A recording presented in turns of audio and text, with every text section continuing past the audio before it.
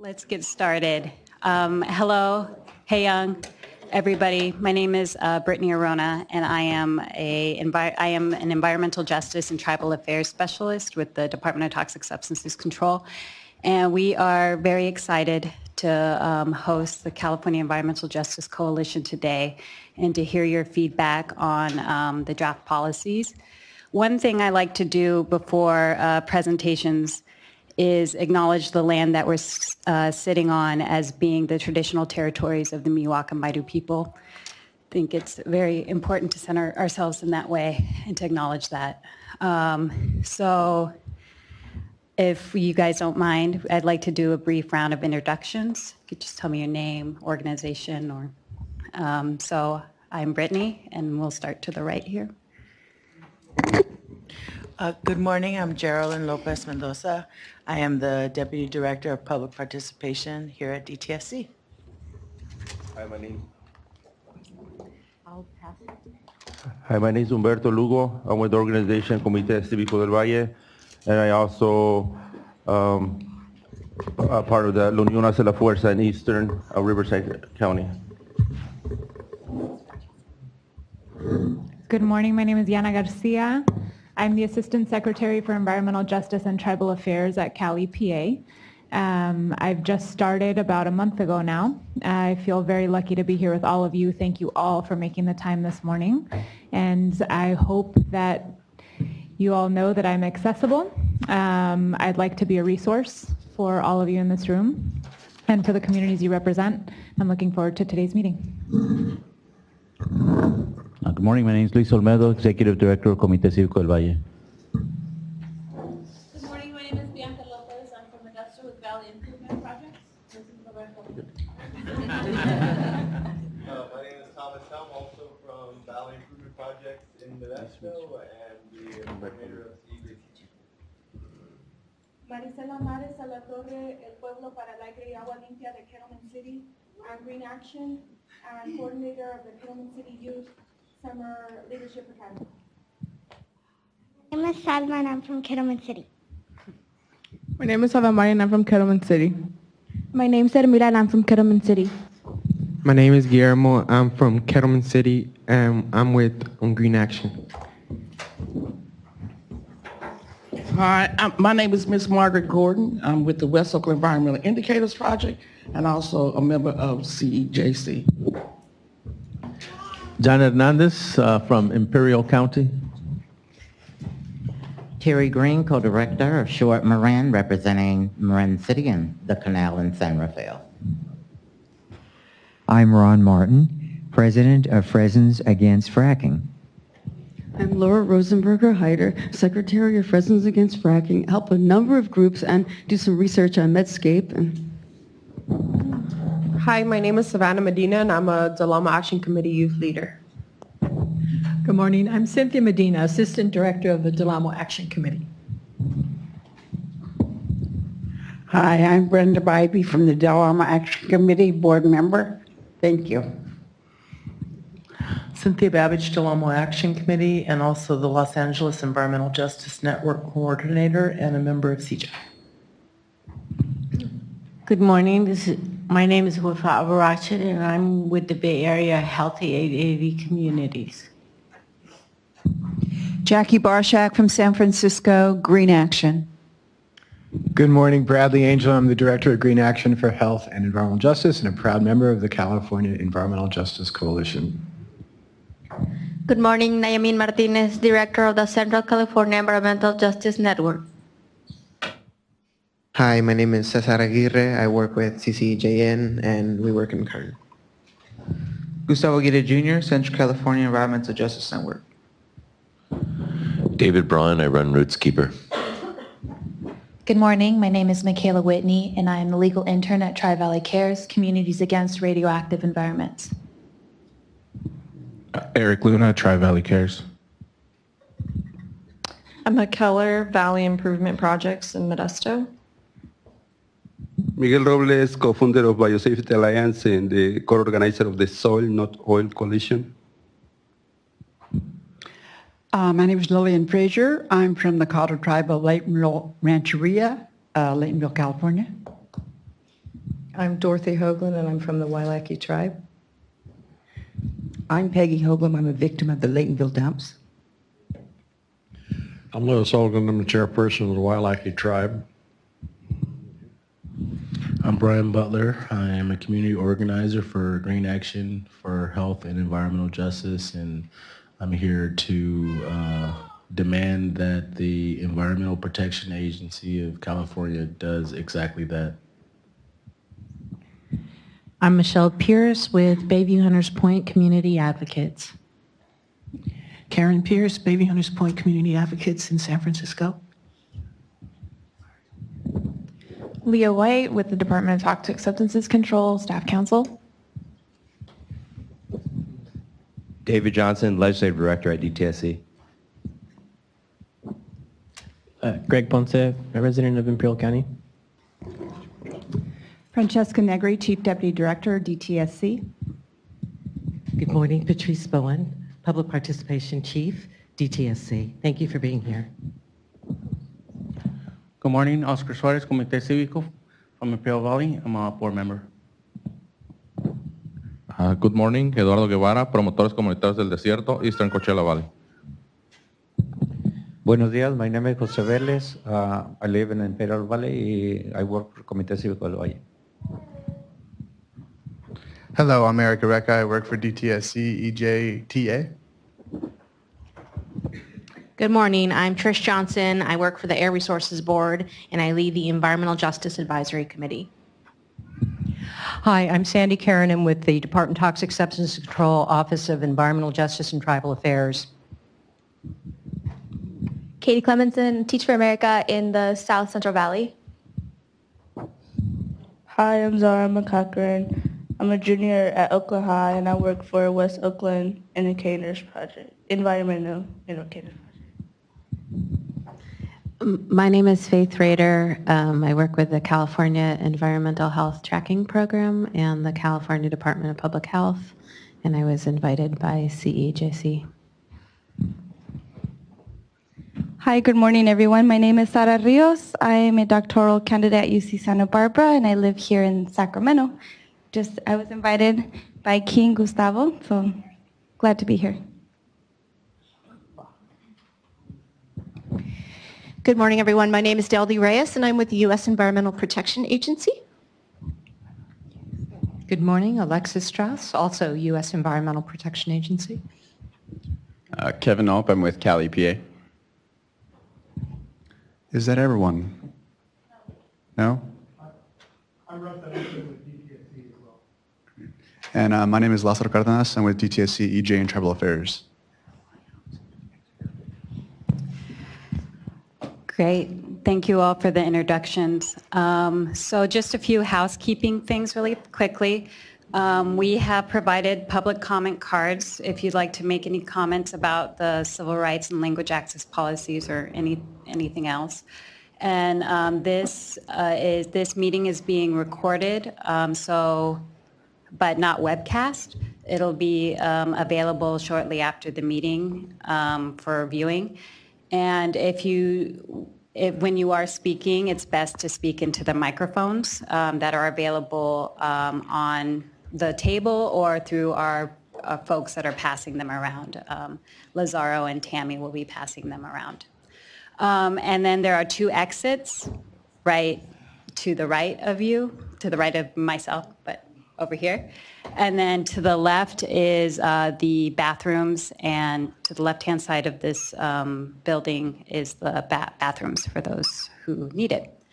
So without further ado, we'll start our DTSC's presentation. So today we are going to be, sorry, we've got one more.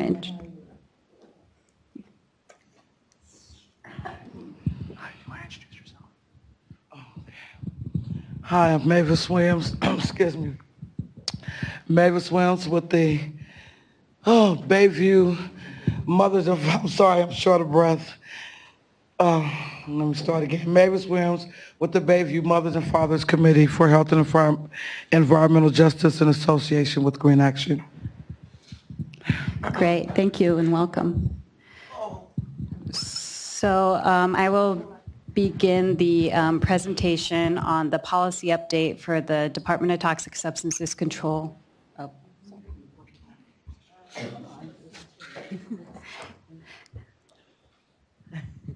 Hi, my name is Kimberly Kane. I'm with the Mother and Fathers Committee. great, thank you and welcome. So I'll begin the presentation for the Department of Toxic Substances Control Civil Rights and Language Access Policy, provide you with a background into what we have been doing up till this point, some information on the policies, and the policies are also available on to the right of the room if you'd like to look through them. And then also provide information on how to submit public comments, contact information, and how to provide feedback on this policy outside of this meeting. So I'll start right now. So if you, sorry, folks on the left, if you look behind you, so up to this point, these policies were born out of the Title VI Kettleman Settlement Agreement, and that was signed in August 2016. So since that time, we have been drafting and developing the policies to what you have seen here today. So prior to this meeting, we did two scoping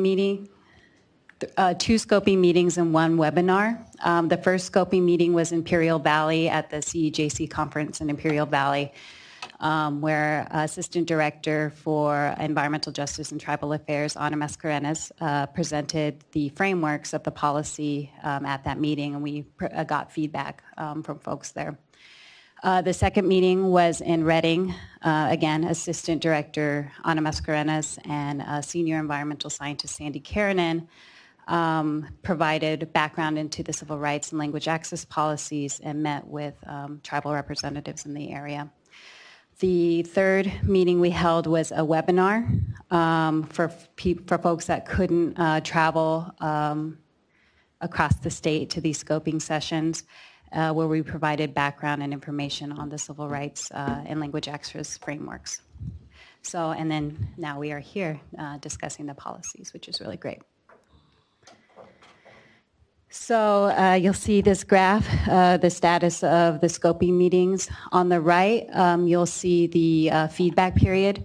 So today, August 14th, is the start of the public comment period, but we will be providing drafts of the policies in various languages, Spanish, Chinese, Tagalog, Vietnamese, and Korean, and those should be available within the week. And the public comment period will be extended to reflect those policies and to allow people time to make comment on them. And it's a 60-day baseline, but it's subject to extension.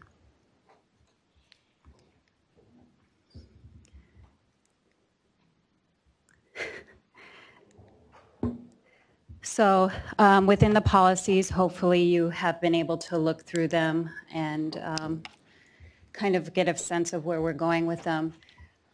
Within the language access policy, we've included a services section, translation, effective communication, hiring process, and staff training for language access, and the process of inquiries, complaints, and a resource library.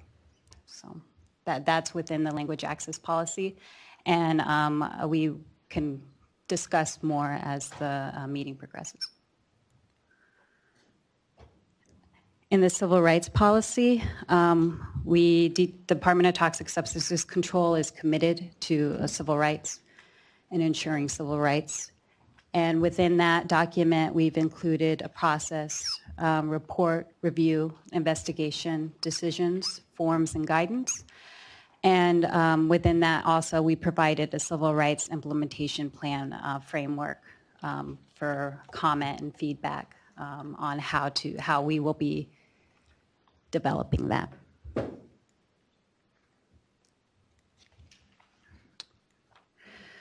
So I know I kind of briefly explained it, but this is the timeline that we have had for the development of these policies. The settlement agreement was signed in August 2016. The scoping sessions and webinar occurred over this spring and summer. The draft language discussion and public comment period we're in right now.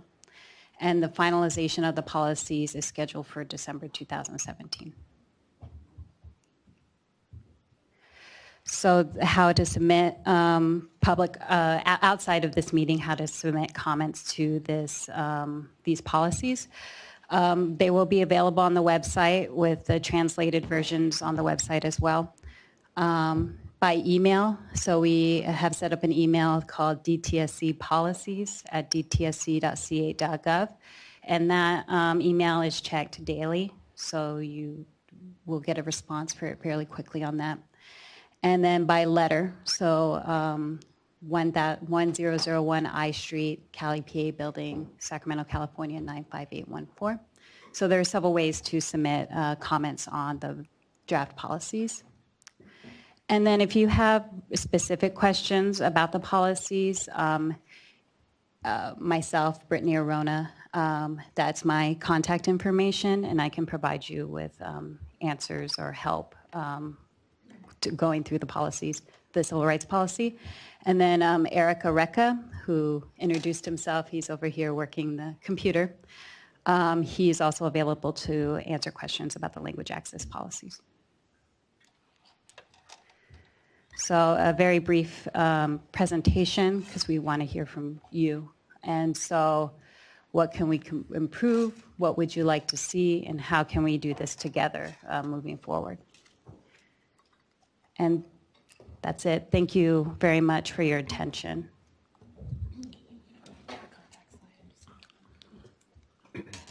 Well, thank you, Brittany. And on behalf of the California Environmental Justice Coalition, we want to appreciate you hosting this meeting and hopefully hearing the feedback you're going to get today and in the coming weeks and adopting a really strong policy. I'd like to ask our colleague Umberto Lugo from Comité Civico and CEJC just to say a few words about CEJC and why we all came together. Yeah, so good morning. Yeah, so the California Environmental Justice Coalition was formed back in 2014. We had a co-founding meeting in Kettleman City, you know, where a lot of these environmental racism issues have occurred through many decades. So we thought that was an appropriate location to found the initial conference for the CEJC there. And it's comprised of grassroots organizations throughout the state of California, from the Imperial County all the way to the northern part of California. We have grassroots organizations working on the ground on policy, trying to make change at the community level, where we're struggling still. You know, we're in 2017 and still struggling to make changes in our community, that this environmental racism still exists. We just seen it a couple of days ago on TV, but we live it day to day in our communities due to the practices that the Department of Toxics, you know, hasn't always been that accessible agency, that hasn't been the agency to allow community members to openly participate with their comments or what's going on in their community. So it was also formed because there was another group that works on environmental justice policy, not at the grassroots level. So they were speaking sort of for the whole environmental justice movement in California. So we thought, hey, we can be part of that. We're going to create our own coalition, which is stronger and has a voice that can be heard statewide at the grassroots level. Because these other groups, the interest is more policy here in Sacramento. And we wanted to change it. We wanted to break that cycle and say, you know what? Sacramento needs to hear from us. We're the ones working on the ground level. So that's a little bit of the background on CEJC. Thank you. Thank you, Umberto. I'd now like to ask Marciela from El Pueblo in Kettleman City to get us started in terms of the feedback. And also, Brittany touched on some of the origins of this, but Marciela, if you could talk more about how we got here. Good morning, everybody. Can you guys hear me with this, or should I use this? Or stereo? Probably this one. Okay. My name is Marciela Mares-Alatorre from People for Clean Air and Water of Kettleman City. And I remember when I first got involved in environmental justice struggle 30 years ago, going to meetings and hearing my parents speaking out and being told that if you speak Spanish, you go to the back of the room, and how outraged they felt about hearing those words. And so I became involved as a young person and stayed involved throughout my young adulthood. And we were at a meeting in Hanford. We were going over the EIR for the expansion project of the Kettleman City waste management toxic waste dump. And my daughter, Salma, was not even a year old, and we had gotten there to the meeting, and we were greeted by police dogs. We were greeted by K-9 units. There was hundreds of workers from waste management shipped in from God knows where. They weren't local. And my daughter, like babies do, had an emergency. So I was changing a diaper, and all of a sudden, I heard a commotion, and my mom said, "Come, they're arresting your dad. They're arresting your dad."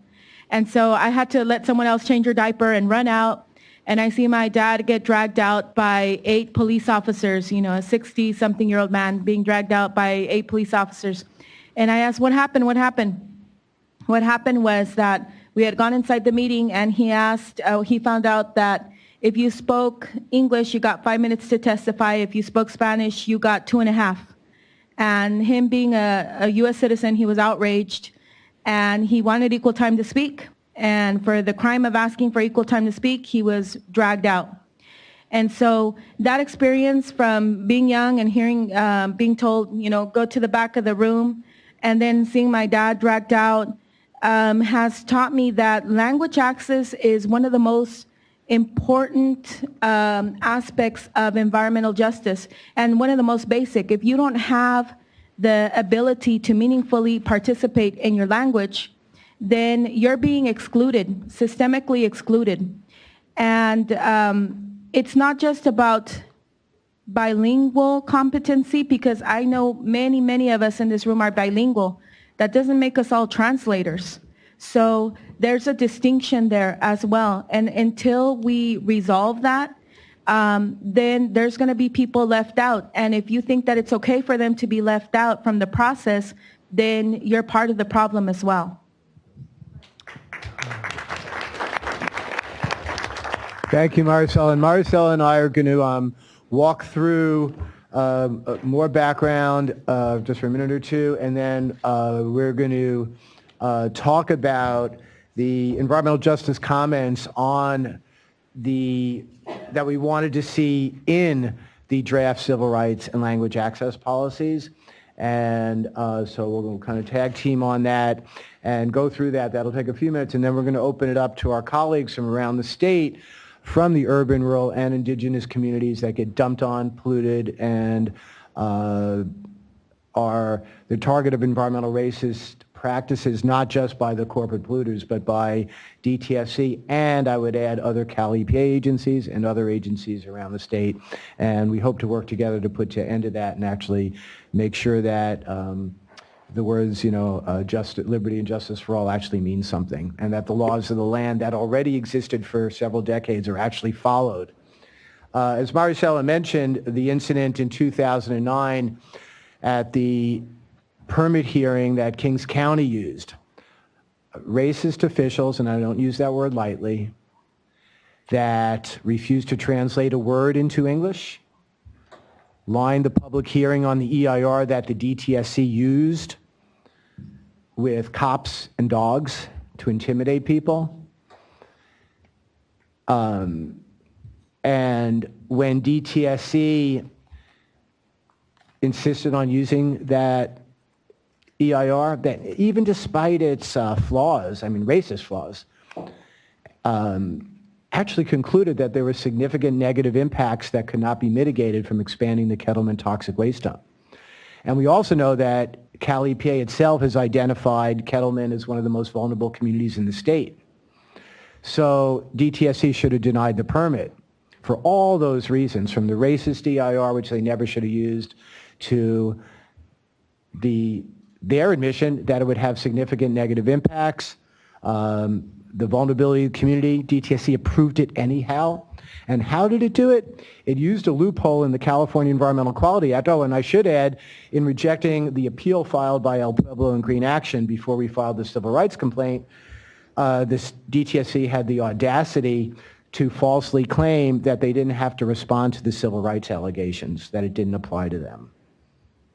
And in fact, that's one of the reasons we're here doing this process, because remind you that actually DTSC and CalEPA are subject to the laws of the state of California and the United States of America in terms of civil rights. So the state used a statement of overriding consideration that literally said, I could not make this up, that it was more important, despite all these negative impacts, it was more important that industry have a place to dump its toxic waste in Kettleman than all the significant negative impacts on a vulnerable community that could not be mitigated. Permit approved. We filed an administrative civil rights complaint. In record time, the U.S. EPA Office of Civil Rights accepted it for investigation. We are very glad that DTSC and CalEPA agreed with El Pueblo and Greenaction to enter into federal mediation, and it went on for 7 long months. But it was productive. And what came out of that was a landmark precedent-setting settlement that all the parties, in fact, in the settlement, it says all the parties agree that this should be a model, or could be a model, for other agencies. And that's one of the things that California EJ Coalition resolved yesterday to make a priority for this coming year, to ensure these policies are strong and adopted in a timely fashion, and to call on CalEPA and all its departments to also adopt similar policies. And so you're going to be hearing from all of us about that. As Brittany said, the civil rights settlement requires DTSC to adopt these policies by December. So now, as you know, on August 2nd, I think it was about 37, 38 groups from all across the state, from large cities to small communities to Native nations, submitted comments. And unfortunately, while we appreciate this process moving forward, almost none of those comments are reflected in your draft policies. We hope that changes, but that's, I guess, why this discussion is. So I'll start a couple of things. One is I think you rushed this, and we think the DTSC folks working on this, I think you need some more support, staff support. So this is not a reflection on the lack of hard work by those involved, because we do know you've been working hard on it. But just for example, on the cover of the civil rights policy, it mentions that it's a Title VI policy, but it's also about 11135, the California Government Code 11135, the state equivalent of Title VI. I'd also point out this wasn't translated, which it should have been.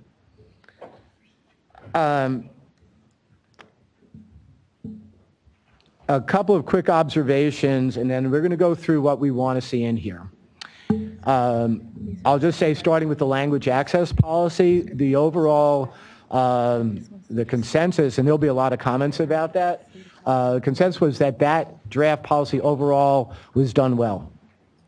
And overall contains, there's some issues that'll be brought up, but overall contains the essential elements that we all think should be in language access policy, but you'll hear more about that.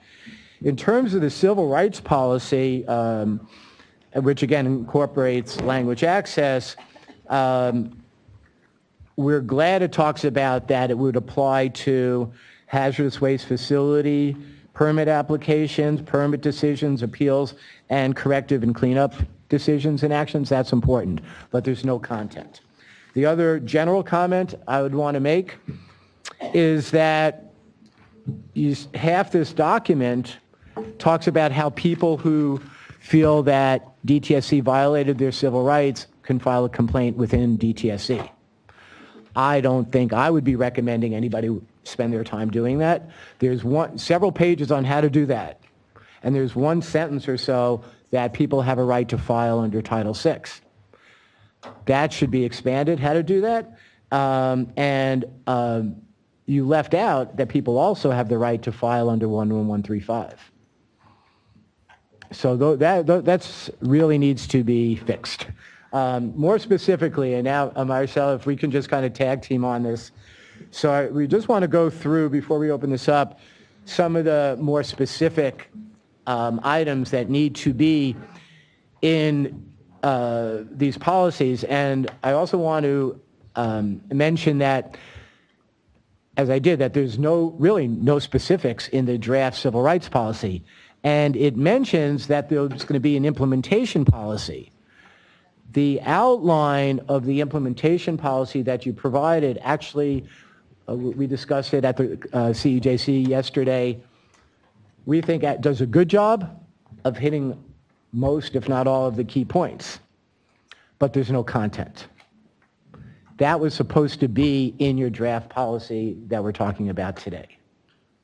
So we're very disappointed that it's not there, and we'd like to know when we're going to see that, because we do not want to see a draft policy turned into an official policy without content. That's not going to solve anything. It'll cause more problems. So we think that the comments that whatever it was, 37 groups or so submitted help provide the implementation, the key points that should be in there. There's a lot of talk about meaningful civic engagement, and that includes language access. It includes hostile environments. I don't think DTSC lately has had police dogs, but you used an EIR from a county that had police dogs, and that's how they approved it. Things like that need to be prohibited. You should not use that even if it comes from a county. So there is, in our comments, it talks about clear prohibition of discriminatory practices, appropriate meeting times and locations, timely notices, using plain language. We're glad the language access talks about translating a lot of the key vital documents. That's good, but it needs to also be in plain language that communities understand. And there'll be more comments about that. We want to ensure that that consideration of civil rights in your decisions can't just be a checklist. We think there should be specific written documentation of how your decision supposedly complies with DTSC. So again, not just a statement as you try to approve the Kettleman City toxic waste dump again, which we certainly hope doesn't happen, or try to reopen the Westmoreland dump, or decide to use a 26-year-old EIR. Rather than just saying this is fine, you would need to really explain to the world how that complies with civil rights. Same with cumulative impacts and CalEnviroScreen.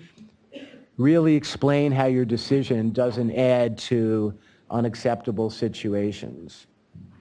We think that a permit should be rejected if pollution would be added and harm would be added in a community you identify as highly vulnerable in CalEnviroScreen. Very important, I'd like Marciela to talk about, you should not, your agency's use of statements of overriding consideration, if you're going to use them to deny permits. But, and I'd like Marciela to comment on this, but if you were to use a statement of overriding consideration again to justify dumping in a vulnerable community where there's significant impacts from a project, even though CEQA allows statements of overriding consideration, in our opinion, civil rights laws do not.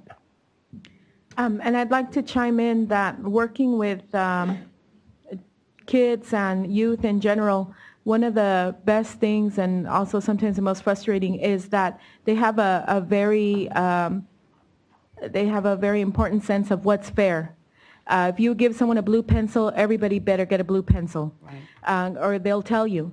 But when you tell these kids that there could be documents that say, this project that we're going to put in your community is dangerous, it's going to affect the air quality, it's going to affect cancer levels within the property line, but we're going to use this statement of overriding consideration to push it through anyway. Ask the young people if they think that's fair. Ask a 6-year-old if they think that's fair. Children have a very, very developed sense of fairness, and they'll tell you that that is not fair. When you have a community that you say, on the one hand, oh, you're vulnerable, you have all these multiple sources of pollution, you should clean up the water, but we're still going to add more toxic waste there. What do you guys think? Is that fair? No. That is not fair, and even the youngest person can tell you that. And as far as using language that communities understand, I've been sitting right here writing out what is DTSC, what is CEJC, what is EIR, what is, because we use this whole different language in environmental justice circles that people have to be indoctrinated into that. And that's just our part, the environmental justice part. That's not even the agency's parts. So you have to use language that doesn't intimidate people, that people feel they have the ability to respond to it, that people feel, I'm not going to hold back because I don't know what they're talking about, that they feel that they could just jump in. That is meaningful participation. And you have to make it basic enough that anybody can participate, jump in. But not only that, there's also the language part. And we know that that's a big ask, but public participation isn't just a checkbox. It means that you really listen to people, and you have to give them the tools to do that. Thank you. And again, meaningful public participation. We're glad there's a lot of DTSC public participation staff here. And we've been in a lot of discussions with you all lately about unmeaningful public participation. But it means also that the decisions change and that the decisions comply with the law that says that your agency is prohibited. It's not optional. I mean, maybe Donald Trump doesn't want civil rights laws to apply, but it applies. And that means that you are prohibited, period, end discussion, from taking actions that would have a disproportionate negative impact on protected classes of people, period, end discussion. There's nothing to discuss about it. And so we insist that these policies are as comprehensive as possible. And then so when you go back to look at the implementation plan, and in the coming weeks, months, years, as you make more decisions, which you do every day, make sure you're following this. So next time you think about pulling out the statement of overriding consideration to add more pollution to a vulnerable community, that's going to violate the law. And we will, of course, take action. Just a couple of things real quick, and then we'll open it up. I mentioned earlier briefly, and you know, one of the challenging topics is issues we know is when counties, you use EIRs from counties.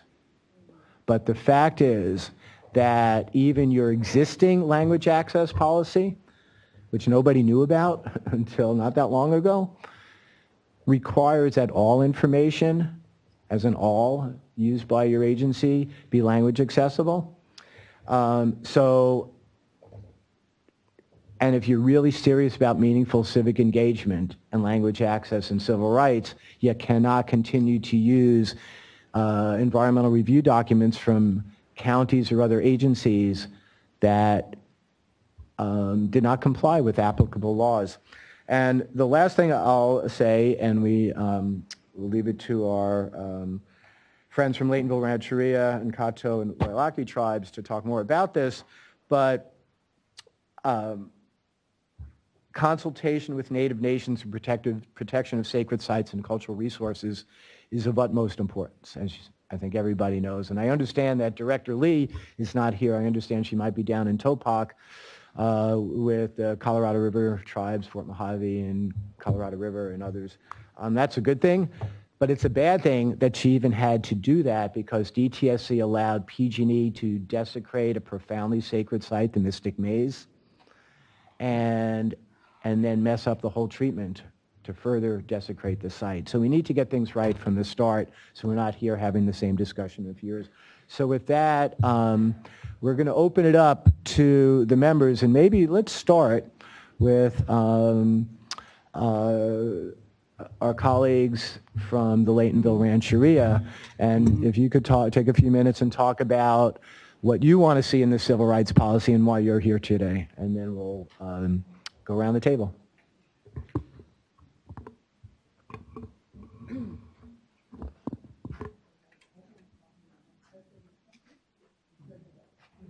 Oh, okay, green lights on, thank you. My name is Peggy Hoagland. I live on Laytonville Rancheria in Mendocino County. In 1950, my husband was 5 years old when they put the first open burn dump a quarter mile from his home. So for 18 years, he breathed burning tires, oils, gas, cars, refrigerators, stoves, plastics, everything went into the dump, and it open burn dump. So when they first would start, you have to run in the house because of black from the tires, you would cough. But then when that kind of went over, you go back outside and play. So for 18 years, he breathed this. Then in 1968, they put it 150 yards up the hill from our home. So now we're not only dealing with all the smoke, but the leachate and everything drained right into our well that his grandfather dug in 1933 and drained in our yard. It bubbles up. The wind blows 5, 10, 15 miles an hour our way. So now we deal with everything. So in 1986, I started complaining, but because we didn't have people like Greenaction to help us tighten up these loopholes that all you fellas seem to have, I started in 1986 saying, gee, I don't really understand what's happening here, but every time you burn the dump, you know, my throat gets sore and I get flu-like symptoms. And you know, this dust, you guys are coming up, and man, I can't even barbecue because no one wants to come to my home. It lands on my hamburgers or hot dogs while you're barbecuing. So this was in 86. So they said, well, gee, Peggy, since you think you might have a problem here, let's do a gas test so that we can make sure you're okay. I said, great, trusting all these agencies. And they did. They tested it. They didn't tell me it ranked at the 5th toxic in the state. That's how bad it was. And the reason they didn't tell me is because it was so high, it couldn't be real. So 3 months later, Randy Forbes said, do not test for gas. After they found the methyl ethyl ketone, acetone in our runoff, do not test for that again.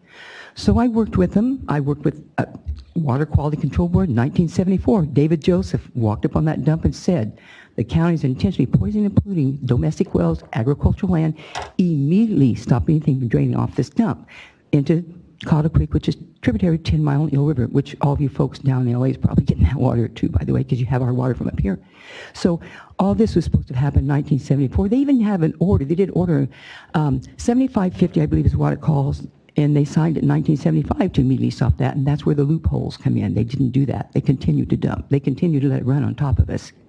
So in 1993, because I was tired of working with the people, I did chain myself to a dump, and I went to jail for the first time in my life. But when I got out, I took 3 copy machines to solid waste. I copied everything on that dump, and I still have all that.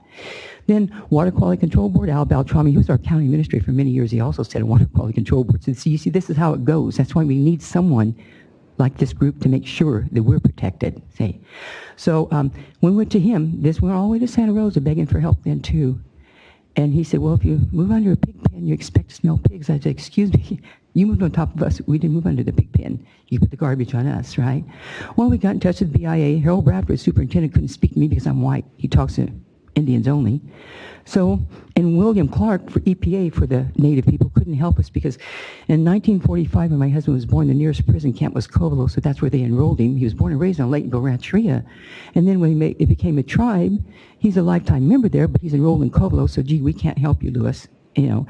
So this is how it's been all these years. Now we've lost elders, Dave and Willard, and everyone's dying of leukemias and cancers. My husband's stage 4, and we still can't get anything done. Well, we went to the BIA on May the 16th, and the only thing I can get from these guys is the fact that I'm not your advocate.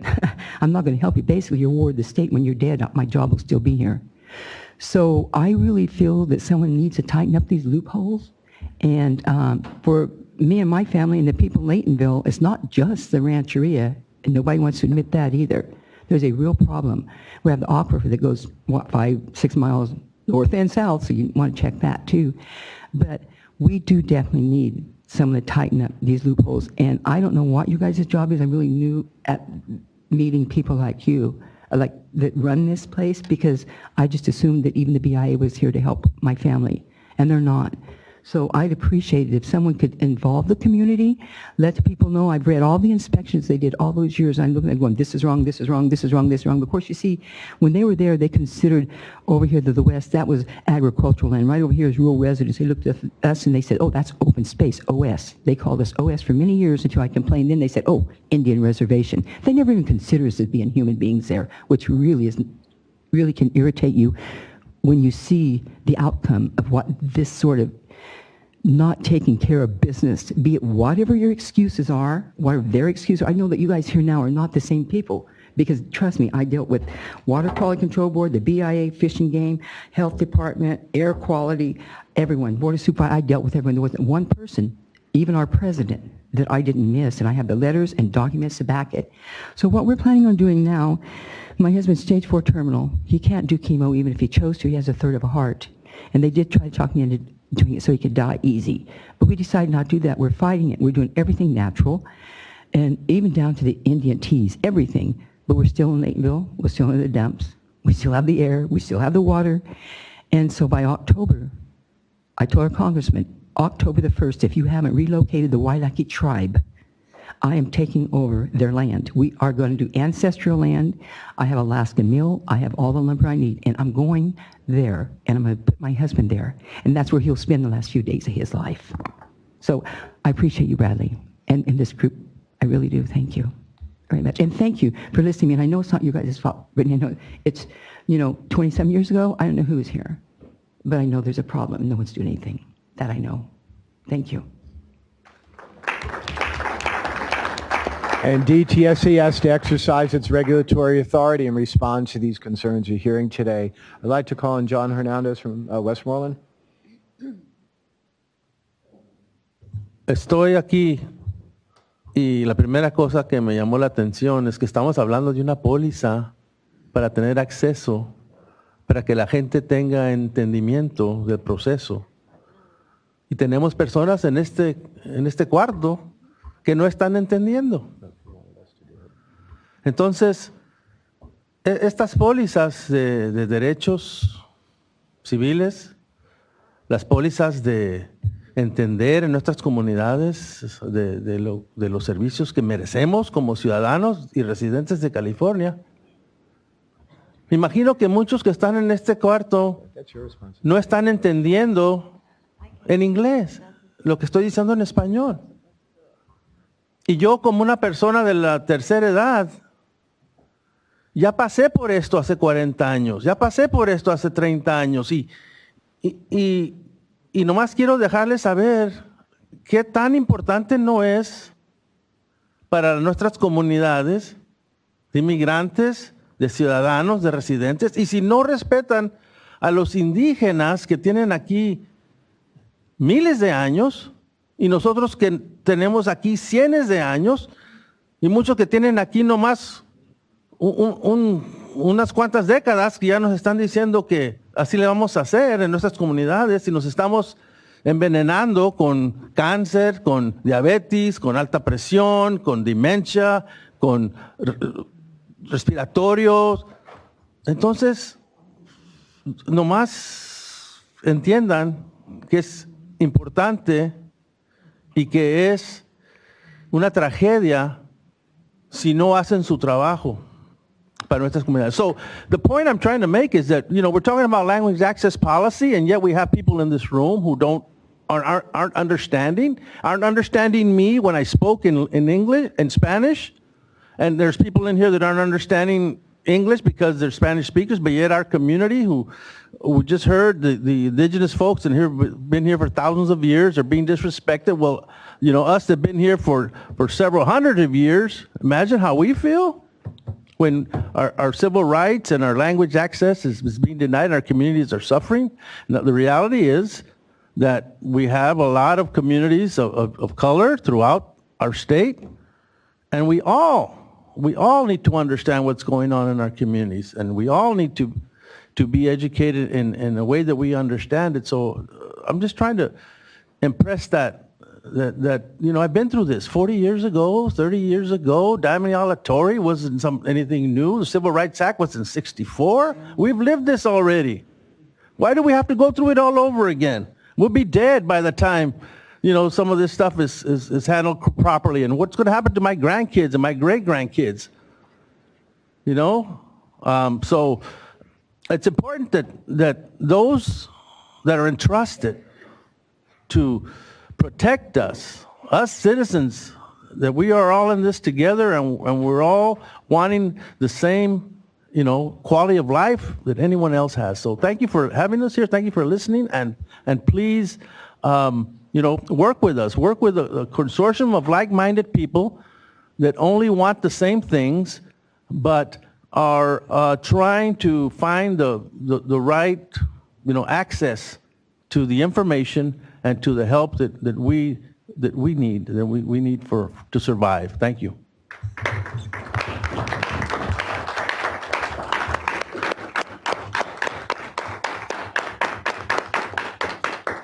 I'm going to, my name is Ms. Margaret Gordon. I'm a founder and a co-director of the West Oakland Environmental Indicators Project.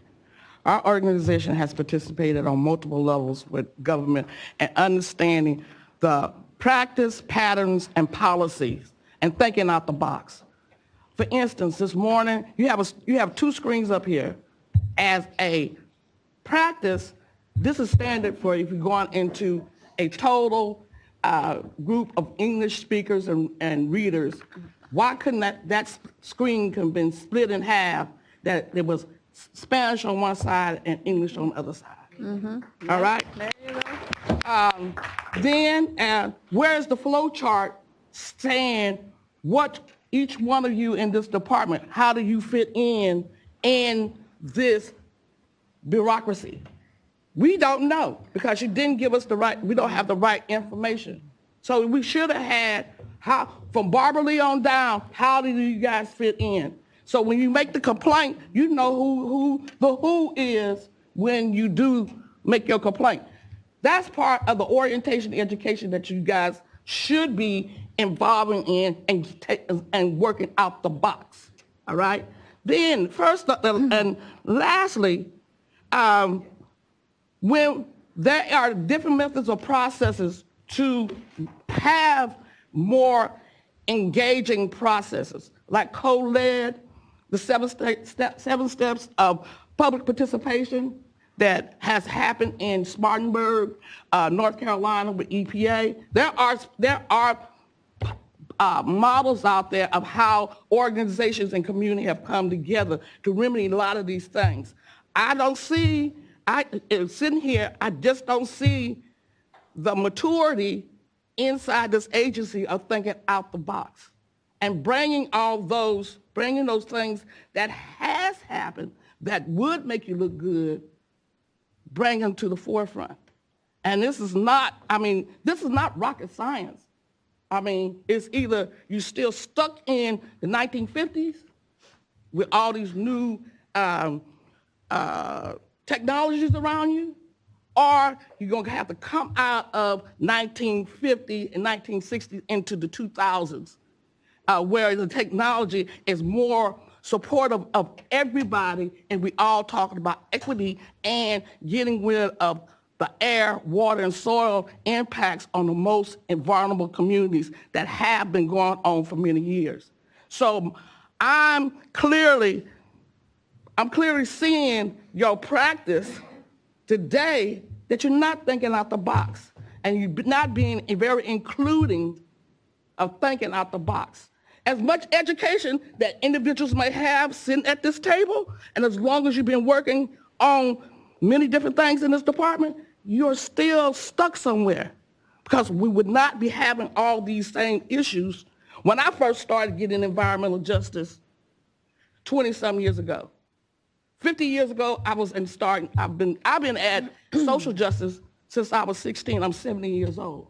So we're still stuck in a lot of different places where we have expected the education that you have received will not have you stuck in these little whatever you are stuck in. And we want to see more out-the-box innovations moving forward. and how to be more problem solving at these issues of air, water, and soil. Thank you.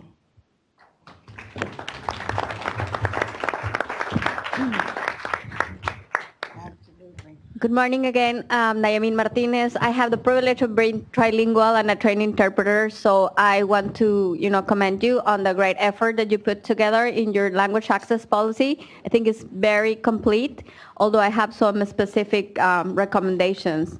And in order to give my recommendations, it would have been easier if the document had a page at the bottom of the document, which doesn't have something as simple as that.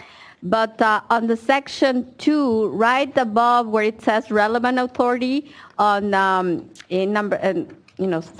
paragraph C, instead of calling languages appropriate languages, it would be better if you use a term such as threshold. That's a very common term used in the health field, because then it's not appropriate for whom. It's a very subjective term. What is appropriate for you might not be appropriate for me. But if you use something as threshold, that is a formula.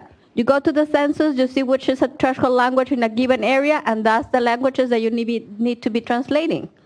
The paragraph D, it's right below it, that one I was mentioning, I honestly don't even understand what you're trying to say there. Accommodation of cultural, linguistic, and educational characteristics. What does that mean? Accommodation, I think that you need to be more, that's a very vague paragraph that I really couldn't grasp what you were trying to say. And then my last comment relates to the translation of vital documents and information. One of the criteria that you are citing here as of when are you going to translate documents and what is vital and so on, it's based on the frequency with which LEP persons come into contact with you. Well, that's the problem we're trying to avoid. You're not going to find LEP persons in contact with you right now because everything that you have is mostly in English, and because everything is in a very complex terms and languages that people are not understanding. So, that shouldn't be a criteria. I think, going back to my first comment, you should be translating it into the threshold languages of a given community, and regardless of the cost. And one way in which you can cut costs, because I know it could be costly, is you don't have to translate a 100-page document. If you do the executive summary at least, that will take care of things. But going with frequency and then just cutting yourselves some, cushion saying that if resources are available, I don't think that's appropriate. Yes, my name is Leo. I'm Leotis Martin. I'm from San Francisco, California, out of Bayview, Hunters Point. And you want to talk about civil rights? Civil rights mean that the shipyard should be cleaned up right and properly.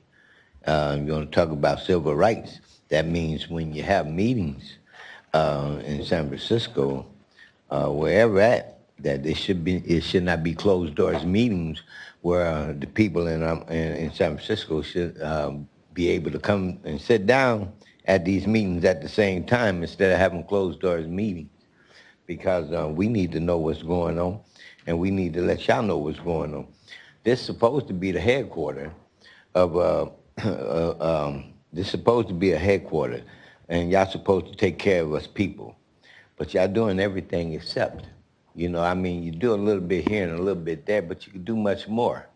And if we have this civil rights law, everybody is supposed to go by the law, not just somebody. We all supposed to obey the law. So when you violate our rights, then that's a crime. And also, you're getting paid to take care of us, to watch over us, to oversee us, to make sure that our kids and us, is breathing and, just basically being all right. And if you do your job, and if you really like your job, then you shouldn't have no problem with that, because lives matter.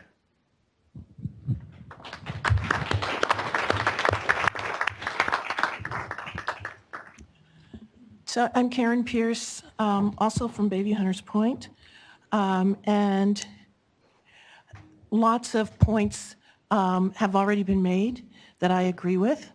I want to start by making this statement. Okay, We are your allies because our goal is to protect the health of the people of California, and that is your mission.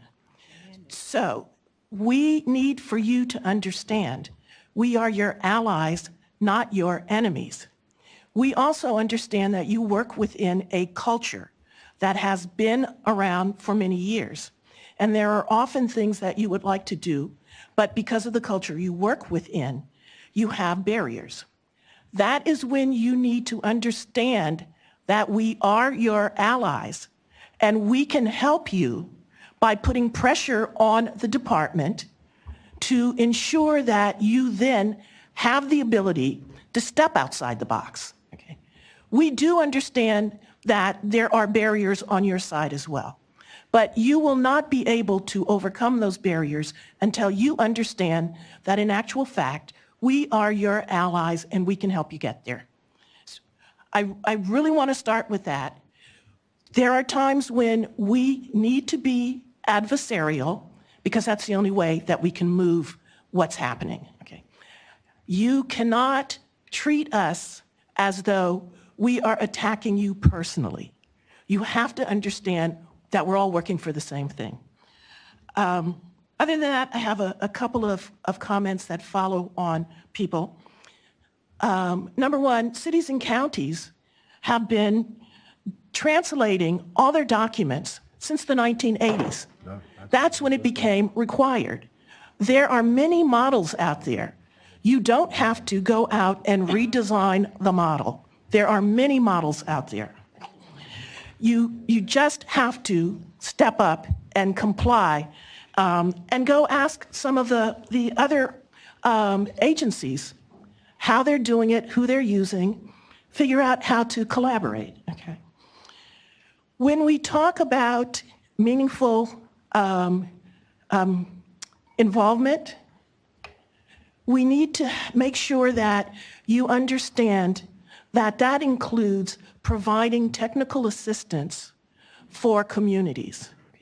If you're going to rely on technical experts to make your decisions that affect the community, and you allow the proponents of whatever action you're going to take to come in with their technical expertise, you need to ensure that the communities have technical expertise at the same level. And that is a function of translation. When we're talking about translation, we need to start, and folks have said this, we need to start by realizing the language needs to be simple, understandable, and accessible. That's in English. Some of the stuff that you put out, we can't understand if we're native speakers and have graduate degrees. So you need to start with your first project is to make sure that you use understandable, accessible language for all. The second step is, and it goes right along with the first step, to make sure that the translations are accurate and are also accessible. When I walked in today and saw we still only have English documents handed out, and we're talking about language access, not only is that contradictory, it's a slap in the face to us because it says this is only surface. We are only doing this because we're forced to do it as a result of a lawsuit. It's not saying we actually have decided that we're going to put the energy in that we know is needed to ensure that the terms of the settlement are met completely. Then I only have one other point, and that is on the civil rights policy. Looks fine on its face, but there's nothing in there. The implementation plan is where we will understand what you intend to do. You have an opportunity right here, right now, to make a commitment that the way this plan is going to be developed is through an open, collaborative process where you bring the stakeholders to the table as you are developing the plan. There is nothing that says you can't do that. There are no barriers to that.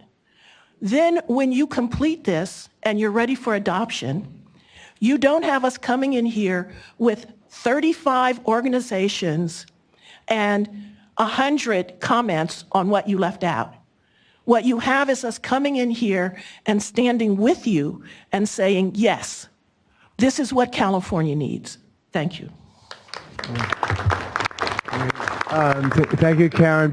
Just a second, DTSC has brought in somebody to translate, so I know at least one person who had stepped out because she couldn't understand has now come back. If there's anybody else who needs translation, it's behind me. Please tell me that they don't have the equipment either, translation equipment. I have equipment. Okay.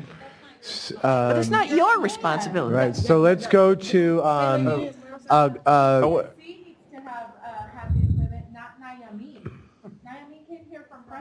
a train trip, and she has to drag her own translating equipment with her? Nobody thinks that's wrong? Of course. so let's go to Umberto Lugo, Luis Olmedo, and then over to Del Amo, folks. Yeah, so, Pattern and policy. hi, this is Humberto again. So, I just want to talk a little bit on the language policy because in our communities, for example, the women that are sitting in the back, they live in a community that's all Spanish speaking.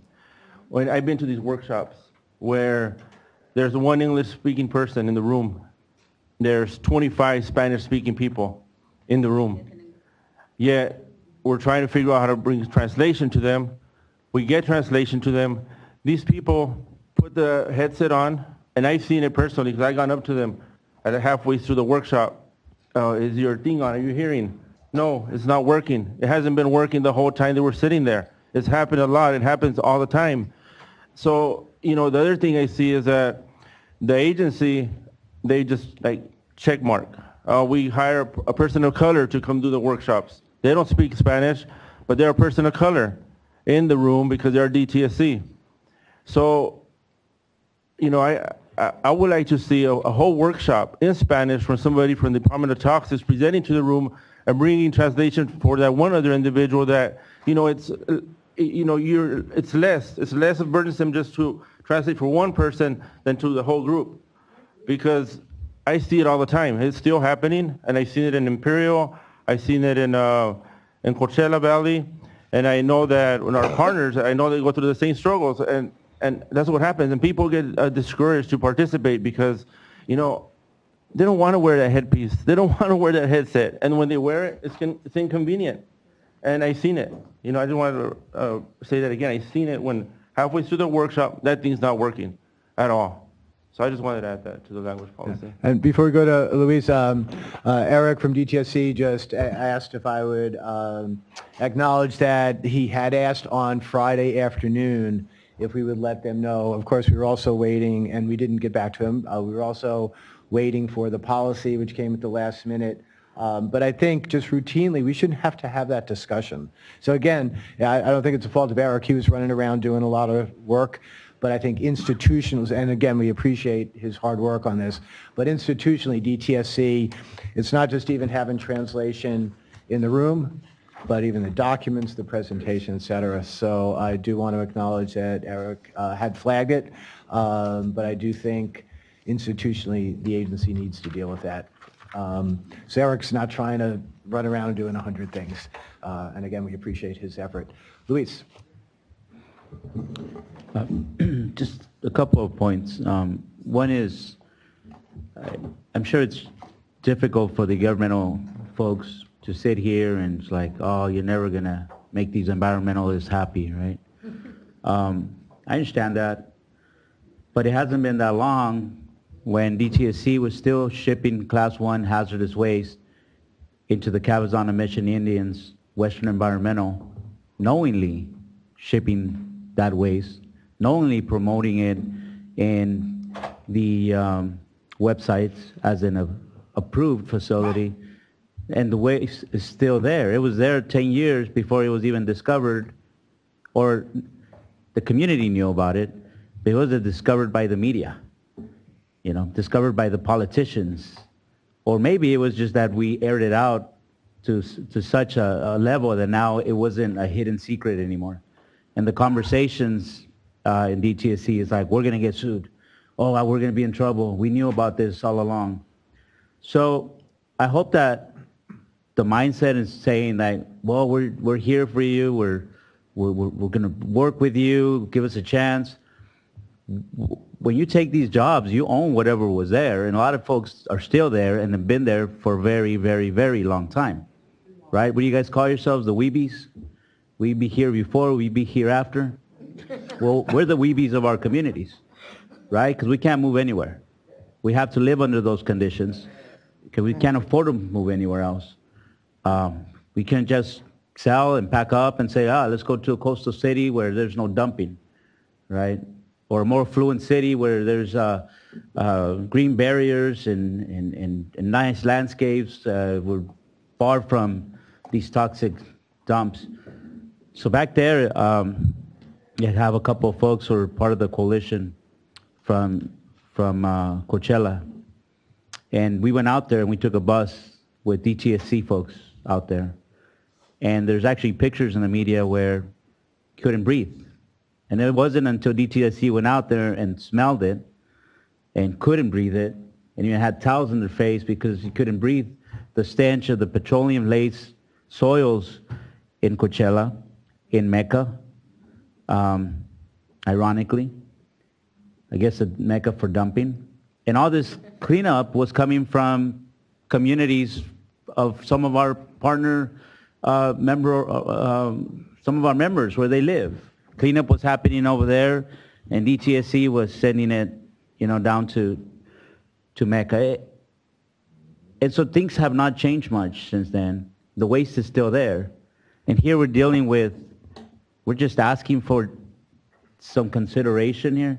You can't even clean up the waste that's there. You can't clean it up. That's where it really counts.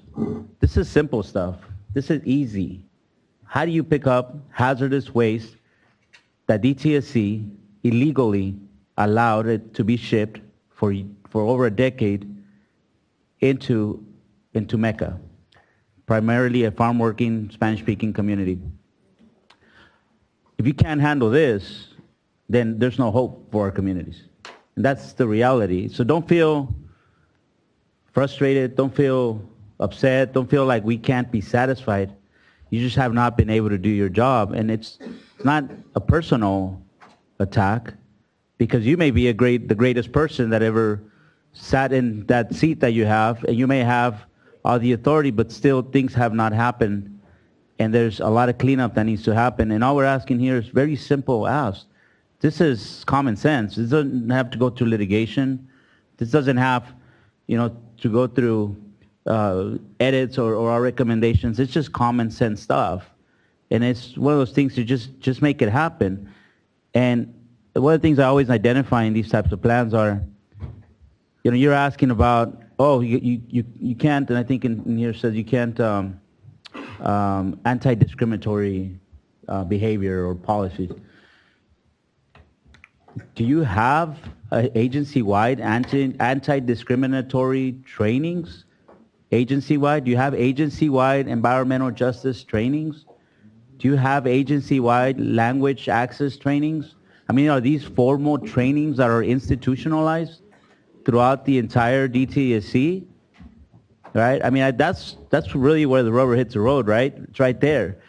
Like, for far too long, our communities have continuously been led in a deceitful direction by us coming out here in a very trusting, a very frustrated attitude, shake our hands, and then we say, we'll do something about it. But no, this is where it counts. Write it down, document it, prove it to me. Because I can tell you there's other agencies out there that say, we're all about health, we're all about EJ, but not a single policy is written to hold you accountable, for you to be able to measure your success, to be able to have metrics that give us confidence that you're actually going to make that happen. And those are easy. I'm just looking at it. I look at it. It's like it sticks out. Like, do you have trainings right now? Institutionalized, agency-wide. Because if you don't, then it's just lip service, right? And that's what we're trying to get away from, is lip service. And then make documentable, verifiable policy adoptions and institutionalize these policies so that we can walk away and say, okay, now I can hold you accountable. Now there are measurable metrics that I can come back to you and say, you didn't check the box correctly. And today you can't check the box and say, well, we met with California's largest environmental justice coalition. You don't get to check that box. We came to you. So we need to come to our communities and have these meaningful involvement with our communities. And that doesn't mean that you just hire more people to knock on more doors. We're the experts of our community. And no, you don't get to go one time and say, well, nobody showed up. No, you have to go time and time and time again like we do it to reach the harder reach populations, right? That's what you have to do. You got to put the same amount of work that we do sometimes with no resources. You have to do it because you have more resources than we do in our communities. So that's... Thank you, Luis. I've got a little running list going. Let's go to Del Amo. So I'm Cynthia Babbage with the Del Amo Action Committee. We've been working on our committee for 23 years. I'm also the coordinator for the LAEJ network. It breaks my heart to be here again and to hear these stories. Don't take it personal, agency. Take it personal on the level that you're going to do something about it personally. But don't take it personal and shut down on us, because that's what happens.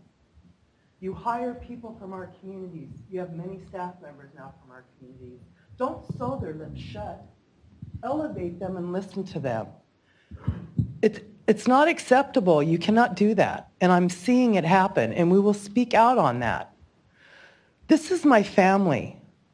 This is my mother, who gets none of my time because it's so important to me to be responsible for the things that I found in my community and to do something about it, not just to flee. It's not right. You can do better. Everything everybody said today, you can do better. Why do people have to continually die to prove a point? Because it's never proven. They die. We have 5 generations that I know of in my community from Del Amo Action Committee sitting at the table. They're so disgusted they don't even want to talk about it anymore. Because how would you feel if you lived in a community where you were being poisoned and you couldn't leave? And that's just for people who aren't tied to the land like our native peoples. Our earth is not a sacrifice zone. It's not to be abandoned. I come to CalEPA often into DTSC because I live in a Superfund world, and it's not Superfund. No disrespect. It's because I need my state to protect me, to be strong, to make us important and not just one of the many. And that doesn't always happen. And one day, I found pure DDT in my backyard. And then I found out it was being shipped to Port Arthur, Texas, an African-American community that my colleagues took me to, where I've never even seen people. It looked like a zombie movie, and I can't even watch scary movies because I get so scared, but really I guess it's just because I live in one. I had to go watch Bambi, and my husband has to put on My Little Pony in the morning so I can even function. And so I go there, and people are walking around glazed because there's so much contamination. And that's when our community said, no more. You are not going to make us an accessory to crime. And it is a crime to take the contamination that is poisoning my community and take it to Kettleman City, or take it to Buttonwillow, or take it to a dump that hasn't even been accepting it for years, like Westmoreland. Recently, we had a situation in our community where there was a site. It somehow got a DTSC voluntary cleanup because the landowner wanted to do the right thing. No, he didn't. He wanted to make a bunch of money and take his dump and put expensive homes on it because somehow our community is freeway accessible and it's a nice place to live. I guess if you don't look at the neighbors. And all of a sudden, we had toxic Superfund contamination with DDT and lindane. Nasty, nasty stuff that stays in you forever. There is no pill to take this poison out of us. And now it's up in the air. Painter's plastic is covering it. I am begging people to do their job and point it out, and finally, reluctantly, they did. Then I found out, where are you going to take the dirt? And I read the document, and there was an argument about whether it needed to be incinerated or landfilled. There's other technologies out there that can handle this, and that's what we need to really get a handle on. And we're not talking about willy-nilly technologies. We're talking about safe technologies that can be deployed in our communities, which I hope that DTSC, the Community Hazardous Waste Protection Advisory Group that I know I just slandered, Lazaro, really tried to get a grip around, and we will continue to fight that. But I looked around and I realized, oh my God, the people that I love and I want to protect in my community, I am surrounding with piles of toxic soil because I don't want to send it somewhere else.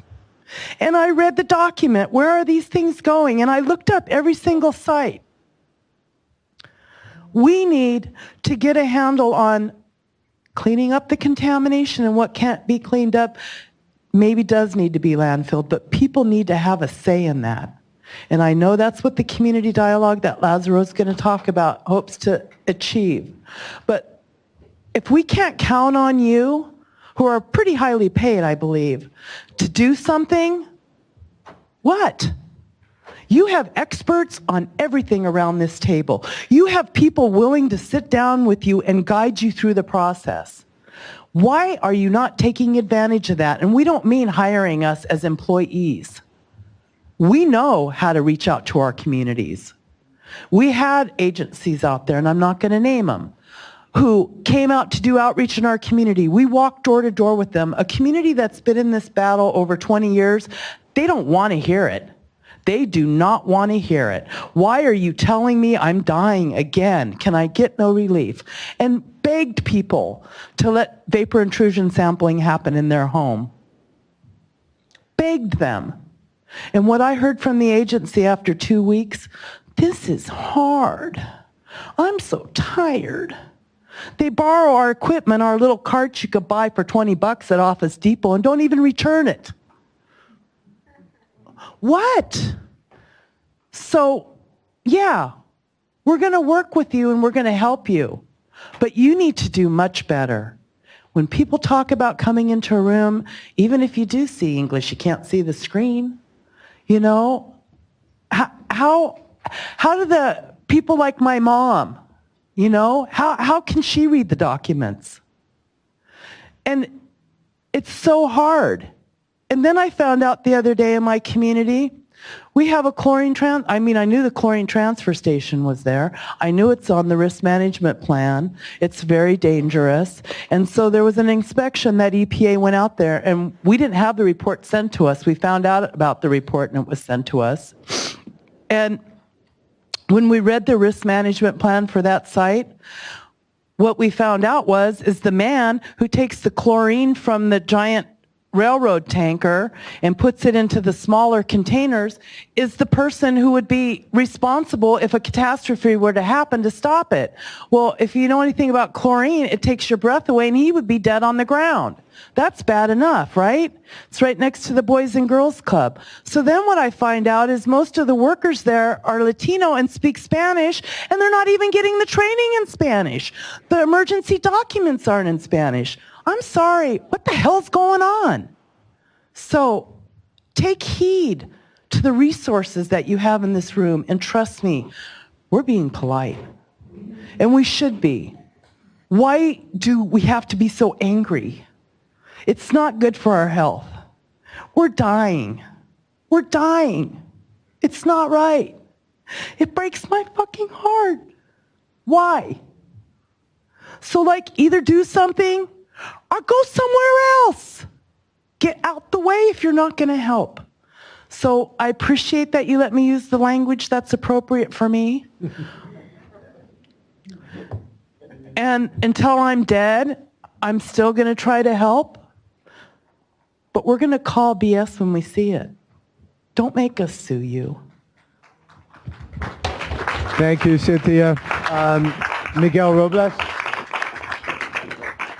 Miguel? Hi, everyone. My name is Miguel Robles from the Soil Coalition. No? Okay. My name is Miguel Robles from the Soil Coalition, and I have a couple of questions. The first one is if you know how many Spanish speakers are in California. The second one, how many Latinos are in the United States, you know? I was born in Mexico, and I've been in different movements in Mexico. And when people is not satisfied with the results from their demands before the government, they go and they take the offices for 3 days, and they don't let them go until they solve their problems. You know, here we don't have that kind of power to demand what we want. In Mexico, you can close a freeway, and there is no problem because it's about social issues. Until they solve the problem, they're gonna open the freeway again. Here, you're gonna be killed by the police. You know, here we don't have any power until, before corporations. They have all the power. Now, I wonder what is the mechanism. I don't have anything against you. I don't know you at all. You don't know me neither.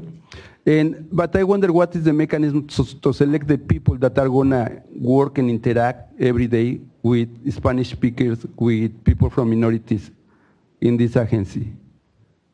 And I have learned from my time organizing that many times people jump from an office to a different office, and in order to escalate positions, they have to be friendly and to say yes in everything that the system wants you to say yes.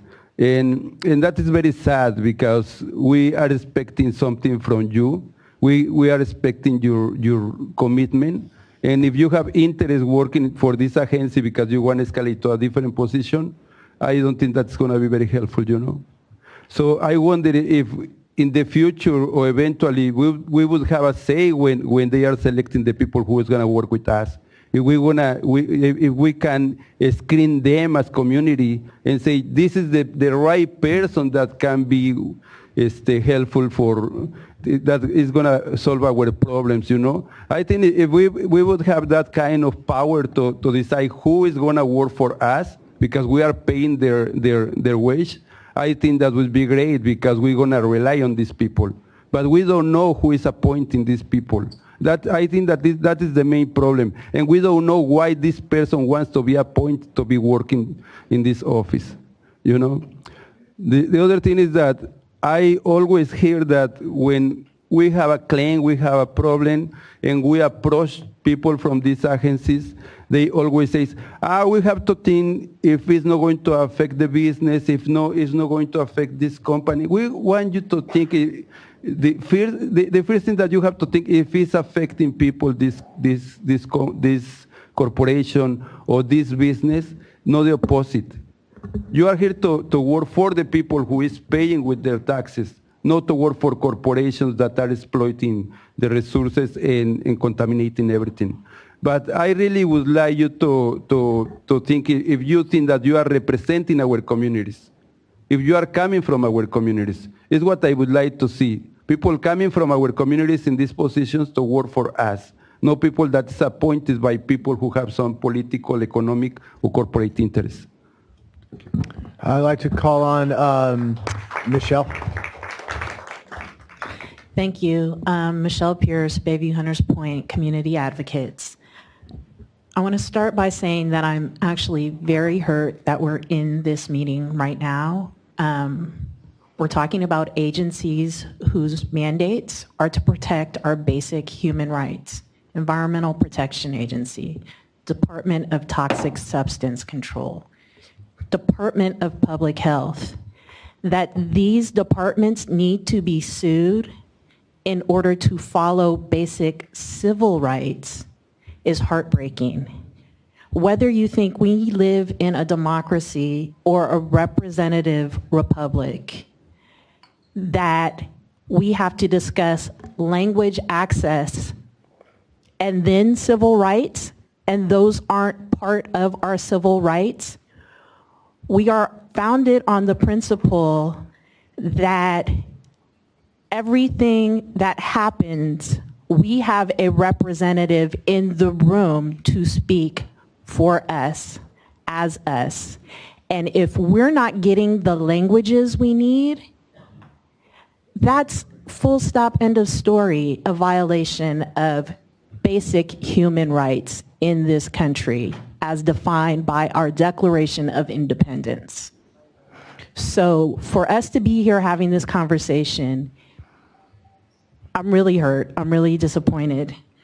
Next, as a Black person in this country, I don't want to speak for the Latinos or the natives. I have a feeling they have the same sentiment. We have an excellent outline for implementation with nothing in it. Historically, for my people, vague allows for abuses. Vague allows for contract breaches. Vague is why we're in this room talking to a group of organizations set up to protect my civil rights about them implementing a civil rights program. We need to see what you guys are talking about. We need to understand it before we go into any policy about how you're going to protect our civil rights. This means nothing to me. It sounds pretty, but it doesn't say that you're actually going to do the job for me. So I have that concern, and I would really like to see a little bit more on that. And that leads to my final point, which is, thank you very much for providing your contact information. We have contacts now, but who has the final authority to make this happen? I really want to know who gets this over the hill for us, because we can't keep coming back and having these discussions. We can't keep dying. We can't keep waiting for judges to decide that you're not doing your job. We can't. We want to partner with you, which is why we're here. We absolutely want to partner with you, but not with this. It's not enough. And it has to happen. You represent us in the world. We shouldn't have to ask you for technical assistance. You are our technical assistants. We as communities who don't have the language skills or don't have the education, or these organizations were created in order to give us those skills. And if we have to keep showing up every 2 or 3 years to hearings to get judges to say you're not doing that, like Cynthia said, what's the point? What's the point, you know? And that's all I have to say. And I'm really happy that you guys are here to hear this. Thank you for that, but we got to do better. And we can. Thank you, guys. Thank you, Michelle. We're going to have a few more comments, and then we're going to ask DTSC to respond to some of this. I'd like to ask Tri-Valley Care folks if your comments. Good morning. I'm Michaela with Tri-Valley Care's Communities Against Radioactive Environments. We're located in Livermore, California, which is where the Lawrence Livermore National Lab is located. They have a $4 billion budget, roughly 80% of which is dedicated to nuclear development. We have a site called Site 300. It's a super fun site. For those of you who don't know what that is, it's on a national priority list for cleanup. Right now, we have about a projected time frame of 80 years before the cleanup is done. We are 6 miles from downtown Tracy, which is a community with about 40% Latino, many of which English is not their first language. I'm explaining this all to you because it hasn't been explained to them yet. Not one word has yet been translated into Spanish, even though we've asked time and time again. And so looking at the language access policy you guys have, under the interpretation services, it looks pretty great, especially the fact that you allow for having knowledge in both languages of any specialized terms or concepts. Particular to DTSC, it's very technical language. There's a lot of science that a lot of English speakers don't understand. However, when it comes to deciding whether or not there are vital documents and whether or not it should be translated, it's very vague. It's not in plain language, and it seems like you guys might have some loopholes. For instance, it's Roman numeral 6, C. It doesn't seem like there's a B on this form. Number 4, the resources available to DTSC and costs associated with providing translation services is one of the ways you guys will decide and determine on a case-by-case basis of whether or not they should even be translated into another language. I'm assuming it might be expensive for you guys to train someone to understand that technical language. So in order to provide meaningful public participation, that should probably be taken out. Because if we're providing vital documents in English and you're supposed to provide vital documents in Spanish, that shouldn't be one of the ways that you guys can get out of providing the Spanish access. You guys also talk about the number or proportion of LEP persons. We'd like to see a threshold. What is that percentage? We're 40% Latino. Is that enough? It doesn't say what your threshold is. We have other percentages as well of different populations that speak other languages. Are they not going to have access? We're having a hard time reaching out to that population. Here I am, an English-speaking white person having to speak for this 40%. That's a lot of people. Why are they not here? Because they don't have access and they don't understand what's going on. This place, the Site 300, they support nuclear weapons components. They do experimental explosions 6 miles from downtown Tracy. And yet here I am standing in front of you speaking for them, and that shouldn't be what's going on. I'm here as a support to everyone here who needs the access. Secondly, the nature and importance of the DTSC program, activity or information. The program services activity or information to people's lives. What exactly do you consider of the nature and importance? So if we can get some of this in plain language and not so vague so we can understand it, that would be great. Thank you.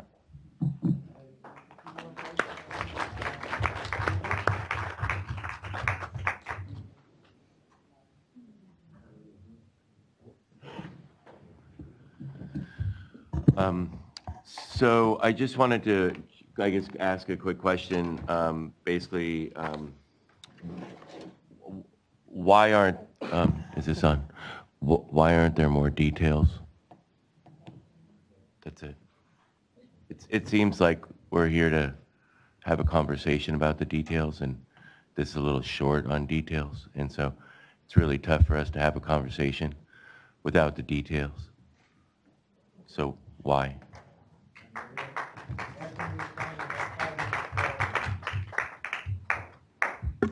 Hi, my name is Cesar Aguirre. I'm with CCJN. I just, talking about details, I have some comments. In the documents, especially the civil rights documents and the language barriers, it kind of seems like we're dealing with the effects, not the causes. So kind of to get out of the counterpunch, losing mentality, I think it's important to, I'm not sure in what page it is. It's the 1, 2, 3. It's the first part, the first phase of the third page of the civil rights policy. In the second to last paragraph, it says DTSC will also create and maintain a list of tools and sources of information, such as CalEnviro screen, to actively improve and refine these tools and information to assist in complying with the policies and carrying out the Civil Rights Implementation Plan. One important source of information that I think is not taken advantage of is community-based organizations. And when I say community-based organizations, I mean organizations like ours, organizations like Comité Cívico that work within the communities, not parachute organizations that come in and work for a few months, gather volunteers, and then leave. I think it's important to focus and add language that includes community-based organizations as a part of information and a tool to help you identify, refine, and prioritize the problems, especially when it comes to civil rights in these communities. And using CalEnviro screen to identify those communities to help find the community-based organizations that work within those areas is probably a good idea, just to make sure that we don't have, someone from the Bay Area coming in to work in Kern and then leaving with the money to the Bay Area. We want to make sure that the money and the information and the resources and the tools that work within Kern stay in Kern. Like was somebody mentioned, Kern is 42% Latino, and in a court hearing last week, we were mentioning that there's 42% Latino and there was no translation of any kind for Spanish at all. And 42% of people identify as speaking Spanish at home. So I think that's just that's blatantly overlooking a resource that we have. We're all here, we're all making ourselves available, but what we come from is an echo of the community. We don't like to be the voice of the community because we're not the people that live there. We want to be the echo, so a good way to make that echo speak louder or for it to ring clearly in your ears is for you to go to the communities and make sure that the voice and the problems you hear are problems that people in the community complain about, not what they're diagnosed with. So I feel like, to refine and improve, you should definitely speak to the people that are closest to the problems, which is the community members.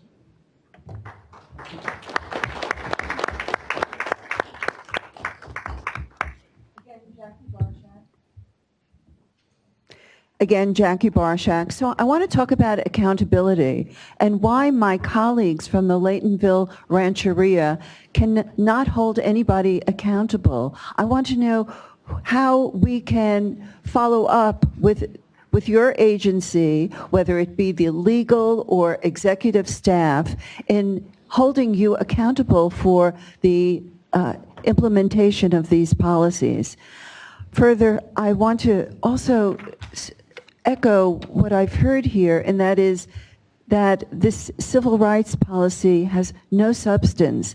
And I ask you, and I hope that you'll address my question, that I can't understand why with 6 pages of our recommendations, none of them were implemented in the civil rights policy. Also, as long as you have an interest, according to your language access policy, in making translators available, I hope that those translators are skilled and have technical knowledge, because they won't be useful to our communities unless they actually can simplify, as has been said here, and make technical information understandable. Also, paralleled with the translators, your agency can also make technical scientists available who also have some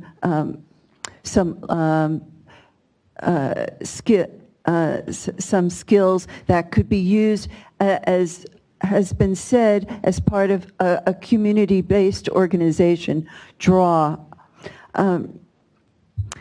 The other aspect that I want to talk about is how it was raised at Bayview Hunters Point that soil samples were taken from a contractor and they were falsified. And then, as was said, when there was a meeting by DTSC about it, the door was closed to members of the community to have some oversight. So please address that issue of falsification of soil samples and why that couldn't be part of the civil rights policy that we even recommended. And also the complaint process. The civil rights policy, as you have heard, with so little substance, just consists largely of how to process and file a complaint. This is so bereft of substance, especially because this is not the only choice that people can make for filing a complaint. The EPA Office of Civil Rights in Washington is another avenue that was omitted, so that there should be some inclusion in that. Finally, language access also includes people who need American Sign Language. And just as we don't want to have to call in advance to request a translator, that there should be an interpreter here, even today, as a matter of procedure at every meeting. Thank you. So we just got two last comments, and then we're going to ask for a response. So Laura, if you could take a minute or two.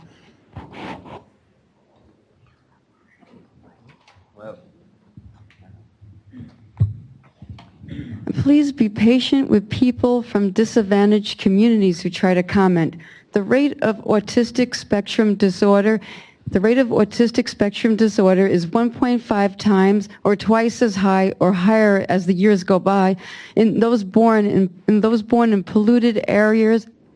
Depending on the pollutant, which includes diesel, lead, manganese, mercury, methylene chloride. This is from a 2013 study, and these chemicals are found in California and in fracking waste.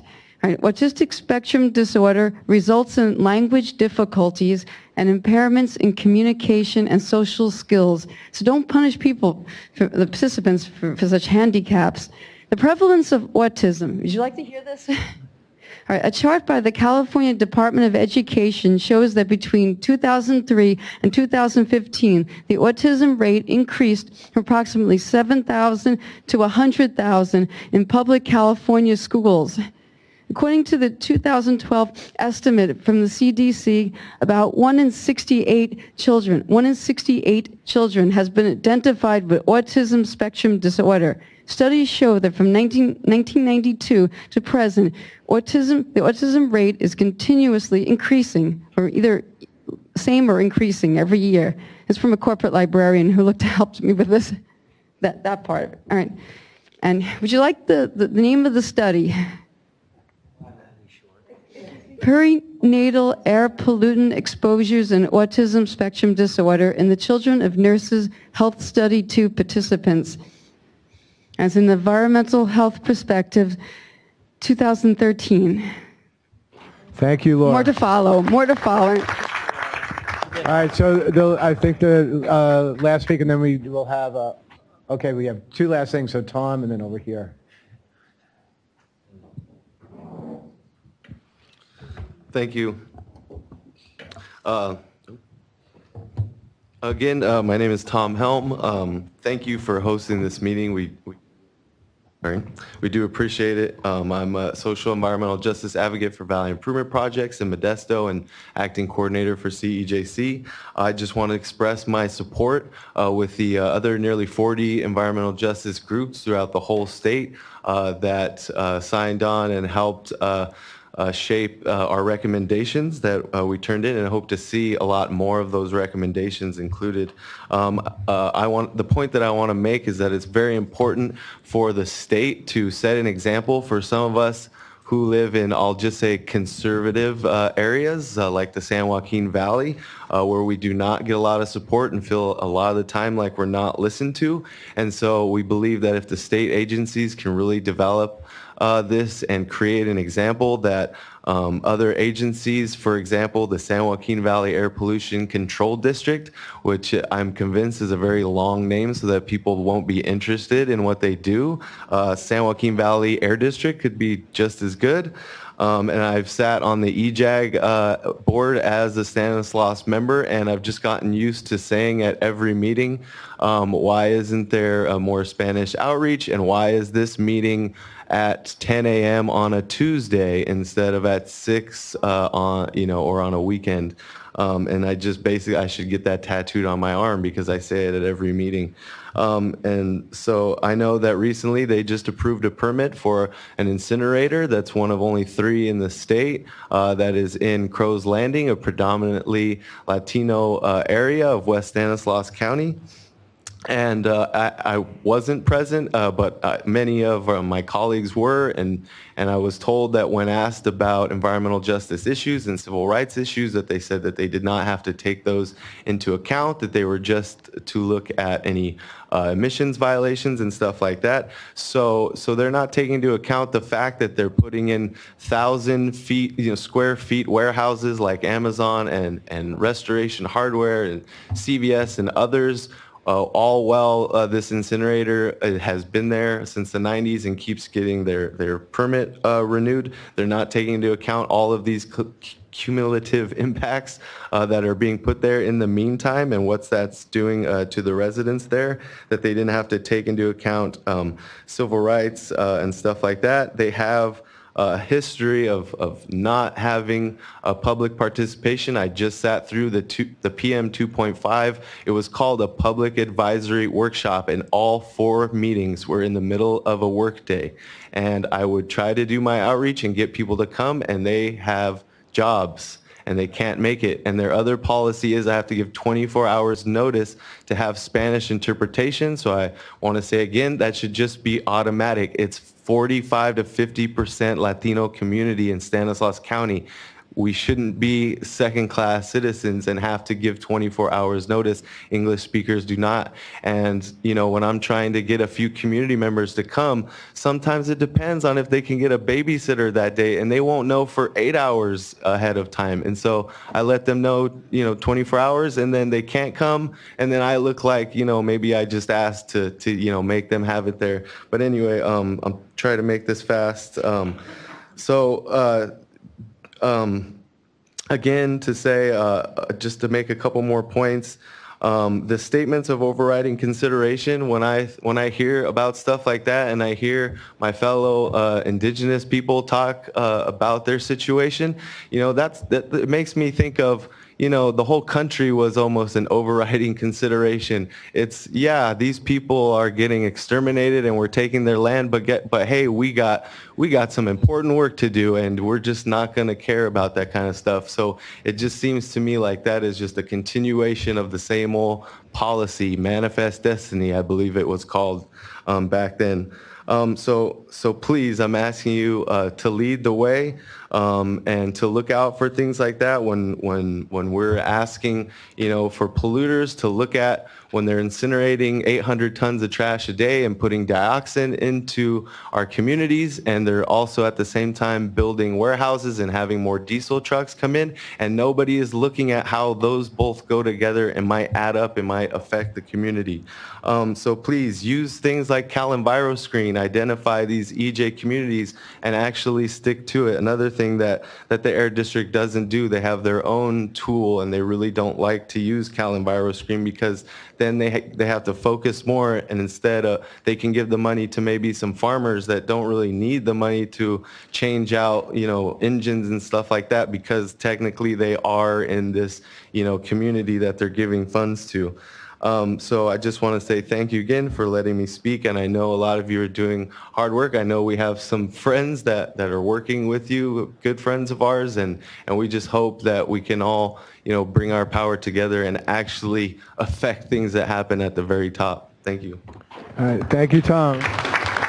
Okay, we have two more comments, and then I'll summarize, and we have some specific questions, so take it away.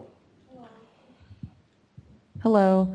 I just wanted to say that the youth is paying attention to what's happening right now, all the environmental racism that's happening, and if the EPA is in compliance with that, then it will get noticed, and I want us to work together to solve these issues, but I don't want it to come to that, but it's not a good look for our state. It's not a good look for our country. I know we can do better than that. These are issues that should have been solved a long time ago. Yeah, that's all I have to say about that.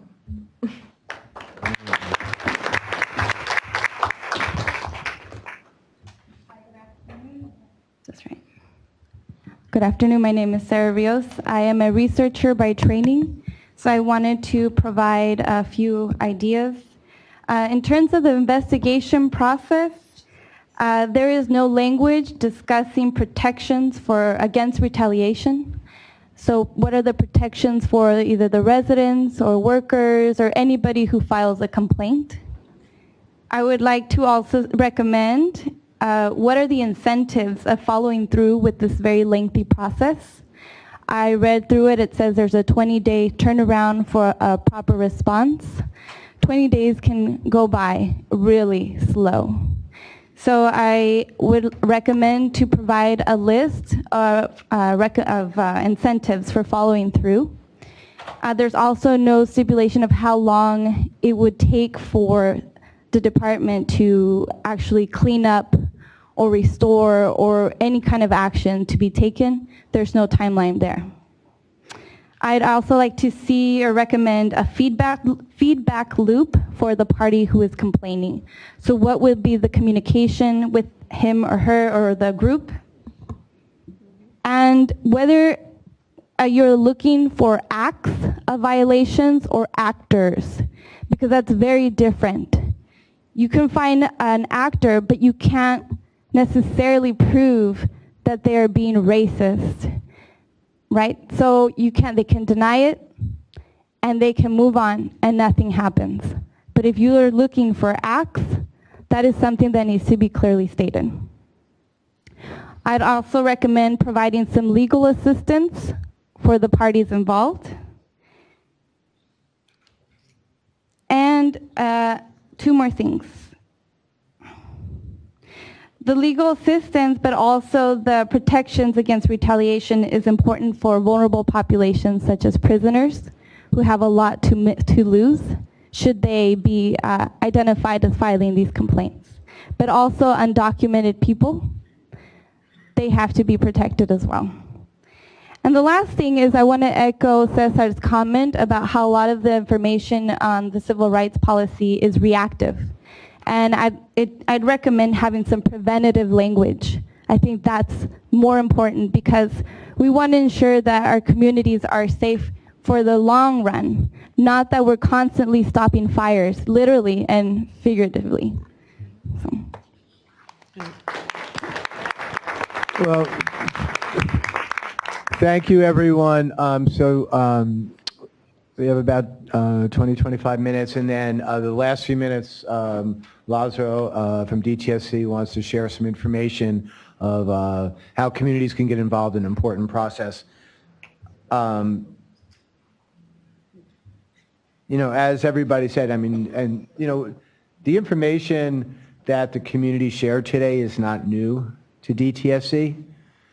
The frustration is not new, and the fact that people are still having to come here and talk about it is still unacceptable. And so we're here to remind you that the laws of the state of California and the United States of America prohibit your agency, both DTSC and all the CalEPA departments, from taking any action, period, end discussion, that have a disparate negative impact on people of color, limited non-English speakers, and others. And in front of you, not only do we want to see these policies, but we want these issues addressed. We don't want to be back here in another few years. I mean, we're in the last few months even, so many of our colleagues in our organizations and community leaders have died. Even our dear colleague from Marie Harrison couldn't be here. She has irreparable lung damage. She never smoked.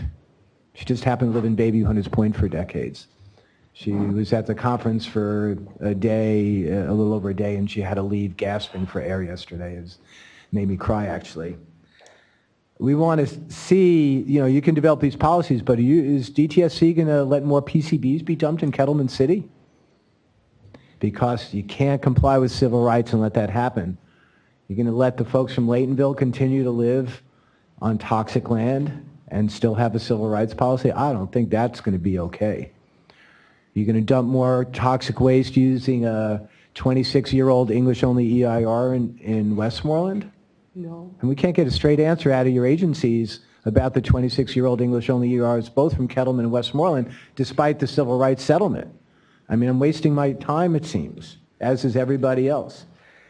In Bayview Hunters Point, in addition to the failure to clean up the radioactive and toxic waste, DTSC is apparently participating in closed-door backroom meetings called the Tiger Tea meetings with these agencies, the pro-developer politicians, and the developer, where no minutes are taken and the public is excluded despite our repeated requests.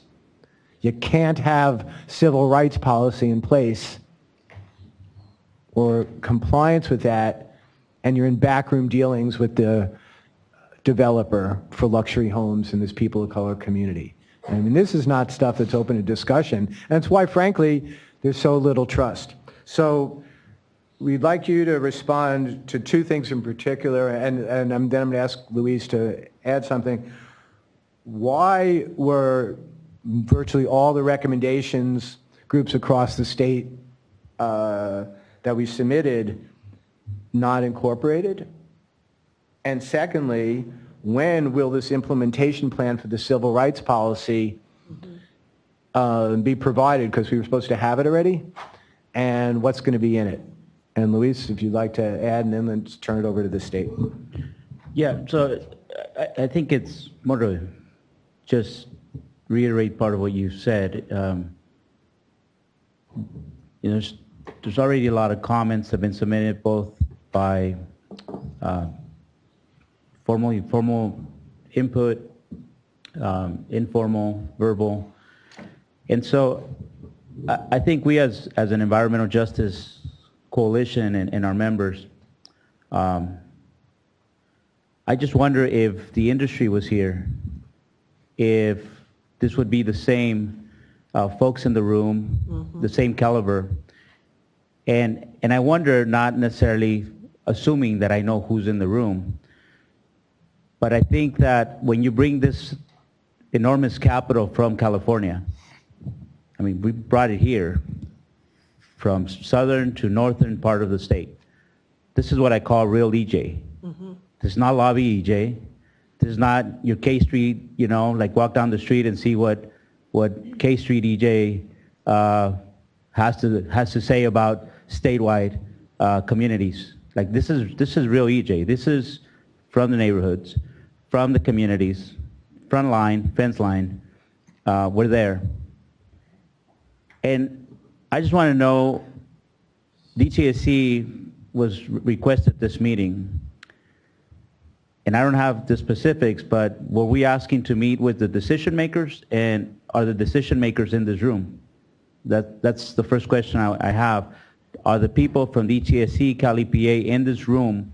Are you the decision makers? Are you the ones putting forth those recommendations, our input, incorporating that input into your recommendation? And I just want the simple answer. Who are you? Are you the decision maker? Are you the one who puts forth a recommendation? And I don't know, I would just like to know a yes or no. Are you the decision maker? And I don't know who's in the room from DTSC. I think we all kind of blend in. Who's the highest ranking official here from DTSC?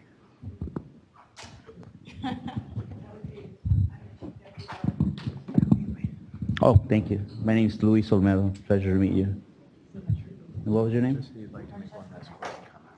I would love for you to have a seat up here with us. Thank you very much. Excuse me.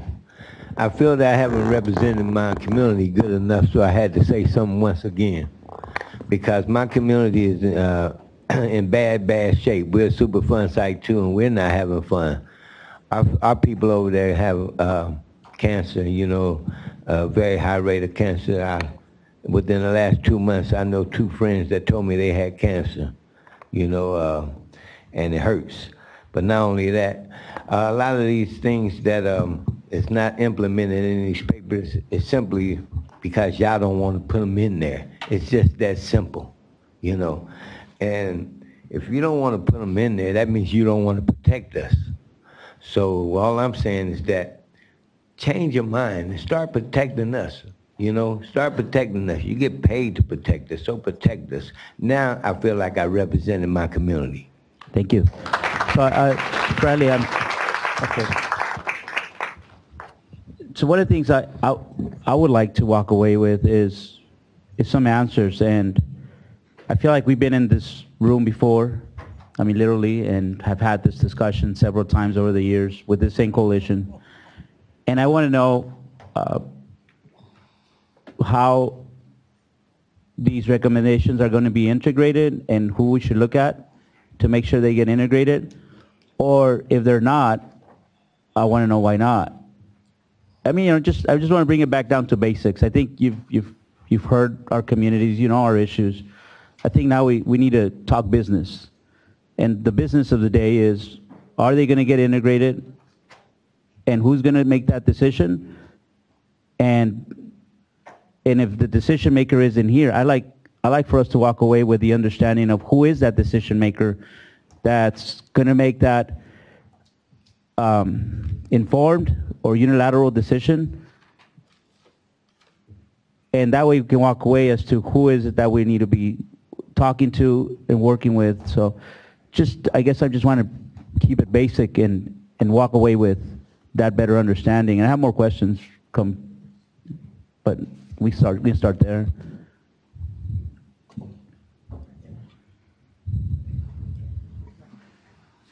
Excuse me. So good morning. It's still morning. I want to thank the coalition for, I know you had a conference this week and this is the conclusion of your conference. And so in some ways, well, I think of us as visitors to your conference. Yes, we're providing the room and the audio and visual, but this is inviting us to listen to you, and I want to thank you for that opportunity. Just to introduce myself again, my name is Geraldine Lopez Mendoza, and I'm the Deputy Director for Public Participation at DTSC. I'm relatively new here, started in December. This position didn't exist before. There was an external affairs that combined both media and public participation, and in part because of the many challenges that we've had with effective community engagement that you have identified. There was identified a need to try to focus more on effective community engagement and public participation statewide. So that's one of the things that I'm working on. In terms of who's in the room, as I don't know if all of you heard, our Chief Deputy, Francesca Negri, is here. What that means is she's the boss of pretty much all of us except Barbara Lee, our director. And Barbara Lee is not here today. There's other folks here, Leah White, who is the attorney who's been working with the Environmental Justice and Tribal Affairs team to put together the policies, the draft policies, and the outline of the implementation plan for your review. We also have at least 3 members of the Environmental Justice and Tribal teams here, Lazaro, Cardenas, Erica, Brittany, Orona, as well as, Sandy. And then there are, in addition to myself, there are 2 other members of the public participation team here, Patrice Bowen and Tammy Pickens. In terms of other folks, the Environmental Justice Assistant Deputy Secretary for the Air Resources Board, Veronica Eady, is also here. Hi, Veronica. And as you heard earlier, there are folks here from EPA, but Alexis Strauss is actually the acting regional administrator for Region 9 of EPA. So in addition to DTSC folks, there's also folks here from other agencies, as well as Yana Garcia, who's the Environmental Justice Assistant Secretary from CalEPA. So that's just to give you a sense of who's in the room. When you ask the question of who's going to be responsible for these policies at DTSC, oh, I'm sorry, I forgot one. David Johnson, who is our Legislative Assistant Deputy, and he is acting as our Environmental Justice and Tribal Deputy, while Ana Mascareñas is out of the country. So when you ask that question of who's responsible, in terms of DTSC, we believe that all of the executive team is responsible. So from Barbara to Francesca, myself, Ana, David, other folks who aren't here, such as Mohsen Nazemi, the acting director of permitting and enforcement, Rizgar Ghazi, communications, Rosanna Westmoreland, administrative services, Andrew Collada. All of us are going to be responsible for ensuring that the implementation of both of these policies is infused throughout the institution of DTSC. I want to be very clear about that. But excuse me. Yes, ma'am. Hi, Margaret. Excuse me. Okay, that's not the question that he asked. He asked several questions. He asked, who is going to be responsible? The who. He said who. He didn't say all. He said who. And my response is the director and all of the executive directors but who are responsible. But let me finish. But the who is also, whose name also would be the one who is going to be the implementer and the expediter of this process. That's not the answer that we're looking for. We're looking for is it going to be the legal team or is it going to be the executive branch of the agency? You're not you capitulating, you put all these other pieces together and we're not getting to the real concrete pieces. What is the concrete final decision maker of the who is doing this? Can I say this? Responsibility can be shared. Accountability is single. Yes. What we want to know is who is going to be accountable. And that's one person. So I can go ahead and answer that question. Thank you for clarifying the intent behind it. Ultimately, the director will sign the policies related to the LEP and civil rights policies. The implementation and ongoing plan, though, will be housed under the Office of Civil Rights. It's not just about implementing the policies themselves, but what those procedures represent will need some ongoing guidance and oversight, and that will be housed within Office of Civil Rights. The Office of Civil Rights manager reports directly to the director. So let me just bring it back. There's a lot of questions. This is a representation of this is the largest environmental justice coalition in California. There is none larger than this coalition. Many of we all are representing each and every one of your permitted Class 1 hazardous waste dumps. They're all represented here. You also get representation of dumps that are currently going through the marketing phase, through the illegal dumping that still has not been addressed. I mean, this is your largest sample and constituency of environmental justice in California. And you've heard a lot of very specific asks. They all seem very reasonable to me. You know, it's clarifying language, it's add this, add that, cross a T, dot an I. It doesn't seem like it's negotiable language. What's negotiable is doing the cleanup work that DTSC has left behind in our communities. That's the hard work. This is not negotiable. This has to be simple work, because this is where you build the trust, the confidence that this agency has the ability to deal with the legacy of harm in our communities. This is the real test right here. This is the easy part. And I guess part of measuring that is you had very reasonable asks here. I don't see anything that is unreasonable here that shouldn't have been there a long time ago. So I guess in order to walk away with something, why does it have to be so complicated? Is this table from DTSC, those representatives, able to say, yes, you know what, we're going to go back, we're going to fix these, cross the T's, dot the I's, incorporate your concerns, because they are very reasonable, and then we can move on to bigger and more difficult challenges that are out there, which is cleaning up the legacy contamination in our communities. So I guess that's what we're trying to walk away with. It's the same courtesy that industry gets.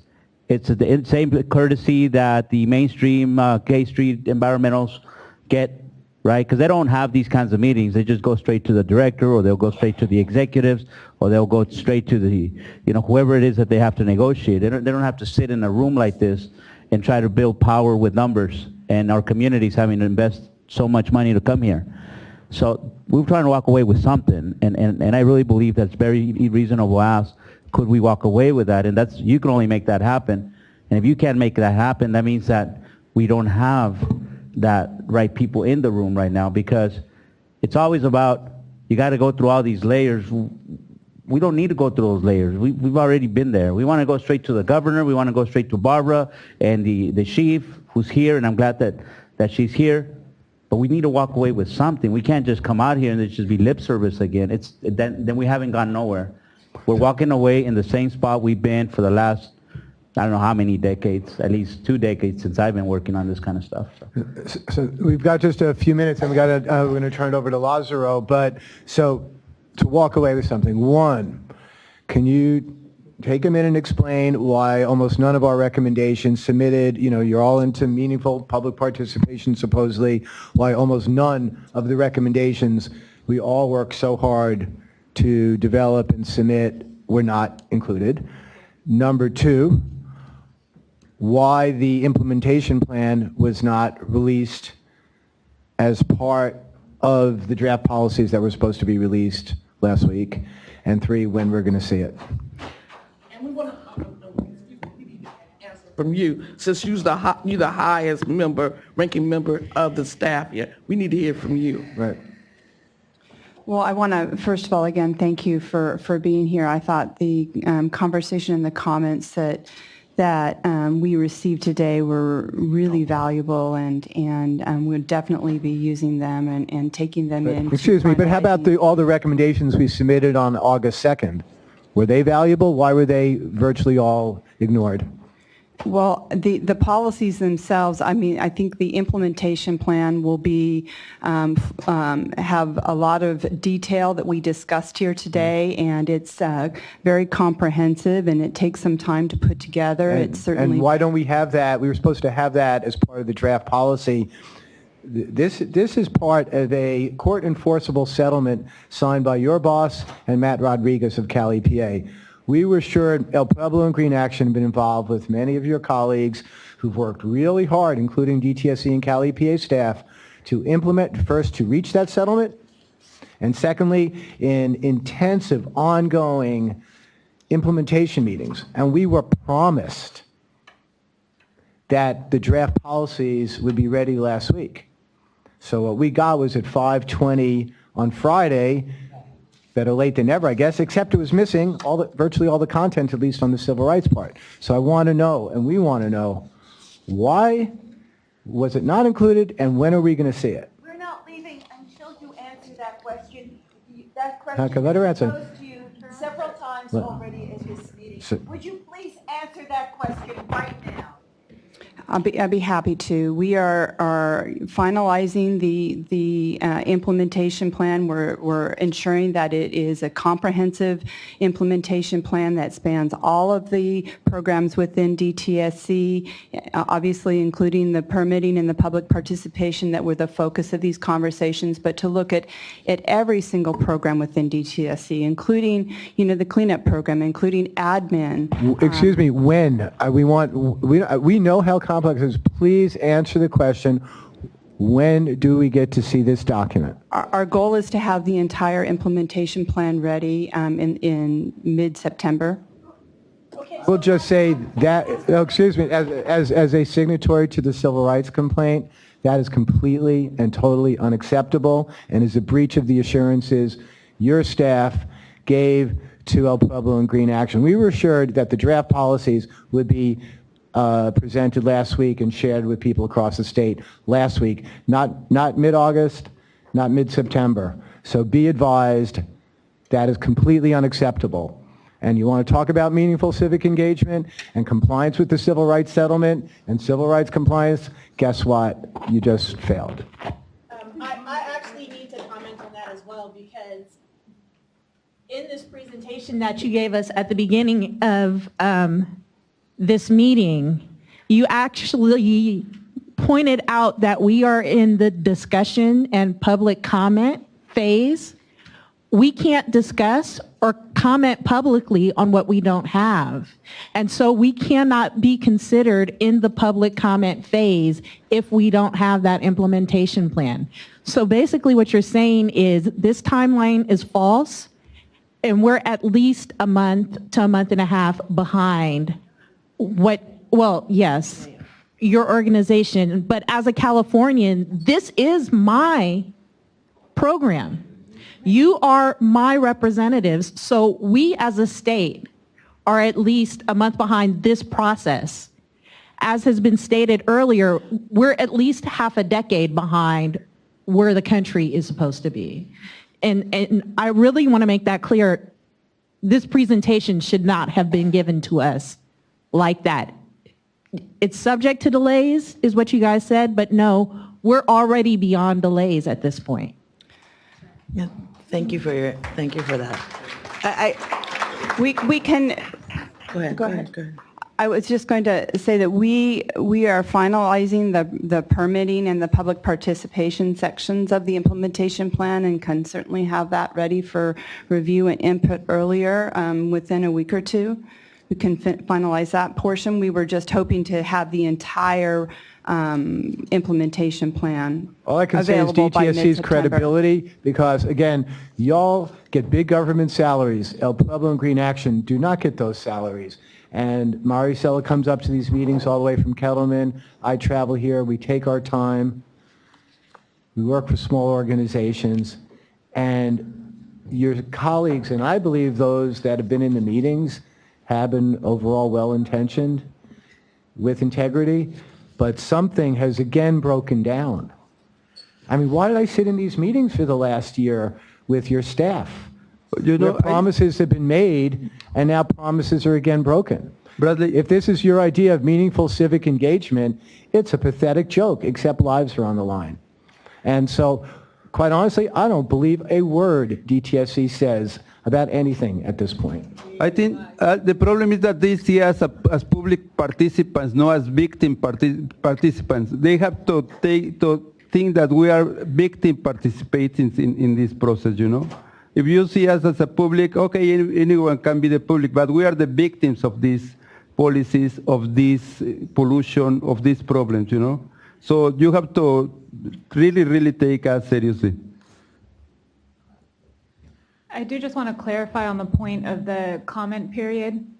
Part of the reason the comment period is starting now is to ensure that all of the comments that are being collected here today and from here on out are actually part of the record. So that would be a stakeholder process, and then you have a comment period to discuss what has been developed. But, and exactly, if I could just say, Yana, we were really, first of all, really glad you're at CalEPA now. Unfortunately, you're just coming into it. Absolutely. So we appreciate, and this is not directed at you at all, what had been agreed to, and specifically said to El Pueblo and Greenaction, pursuant to implementation as is required of the civil rights settlement, was that there would be scoping up to last week into the draft policy. That's supposed to be over. Today was supposed to be the comment on the full draft policy. Now we're hearing that, well, actually, that's not going to happen till mid-September. And what we're saying is that's a breach of what we were told. It is completely unacceptable. And that's it. I mean, so, I really don't trust, and again, you haven't been involved. And I'm glad you're here. I think you could help fix it. We do not trust at all now any assurance. Why would I trust anything that we're told in these implementation meetings at this point in terms of timelines? There's no reason to, because you don't keep your promise. I have a question. If Office of Civil Rights is implementing, then where are they? You got to give Lazaro 5 minutes and then we're... The policies and the policies and the implementation plan are signed by the director, and the day-to-day operations of ensuring that the implementation, that training is provided, that the implementation plan is fully put forth throughout the department will be the responsibility of the Office of Civil Rights. And who is the person in charge of that office? Litiana Patino is our current manager over the Office of Civil Rights. And too bad they couldn't be here today. That's why we should have had the flow chart, so we know who is or what's supposed to be done here.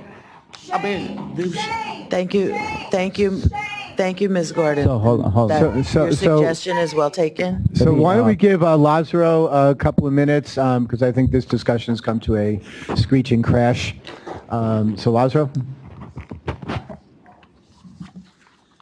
Check. Hi, good afternoon, everyone. As I mentioned earlier, my name is Lázaro Cardenas. You can call me Lazaro Laz. I'm an environmental justice and tribal affairs specialist with DTSC. Thank you all again for being here today and having us here. Some of you may have heard over the weekend, the Department of Toxic Substance Control is soliciting and requesting community participants for the community dialogue on the management of contaminated soil.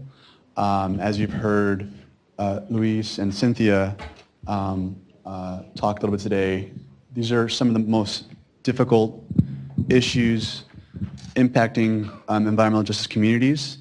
And with that in mind, the department would like to invite you to participate in a very meaningful and robust discussion about the issues impacting the generation, treatment, and disposal and overall management of contaminated soil in the state of California. We want to hear from receiver communities. We want to hear from communities that are impacted by the cleanups. So I have a flyer here with some more information, and I will be the point of contact. We're working very closely with our community partners, Cynthia Babich, and have begun discussion with Marciela as well. So we want to invite you, before we begin these meetings and this process this fall, we want to hear from you and connect with you all to make sure we get this done right. And I think that's it. Bradley, can I say something, please? Excuse me. I have one more thing I would like to say. I don't know how long my husband's going to be here. The doctors tell me not long. I'd like to see some of this tightened up before I lose him. I'd like you all to know that the Native American lands are targeted for toxic dumps. We had a man come to Intertribal Council of California a couple of years ago to tell the Native people how safe it is to store their toxic hazardous waste on the Native lands. Our BLM lands are really out there. I don't know if they're being stored there now, but with the government the way it runs, I'm sure they are. So I would like to see something, anything happen before I lose my husband of 51 and a half years, please. Thank you. And I think that's a suitable way to end this meeting. Thank you, everybody, for your time. And we want truth and justice. And I don't think I'm coming back for a discussion like this until we see some accountability and keeping promises in action. And please don't make us file another civil rights complaint.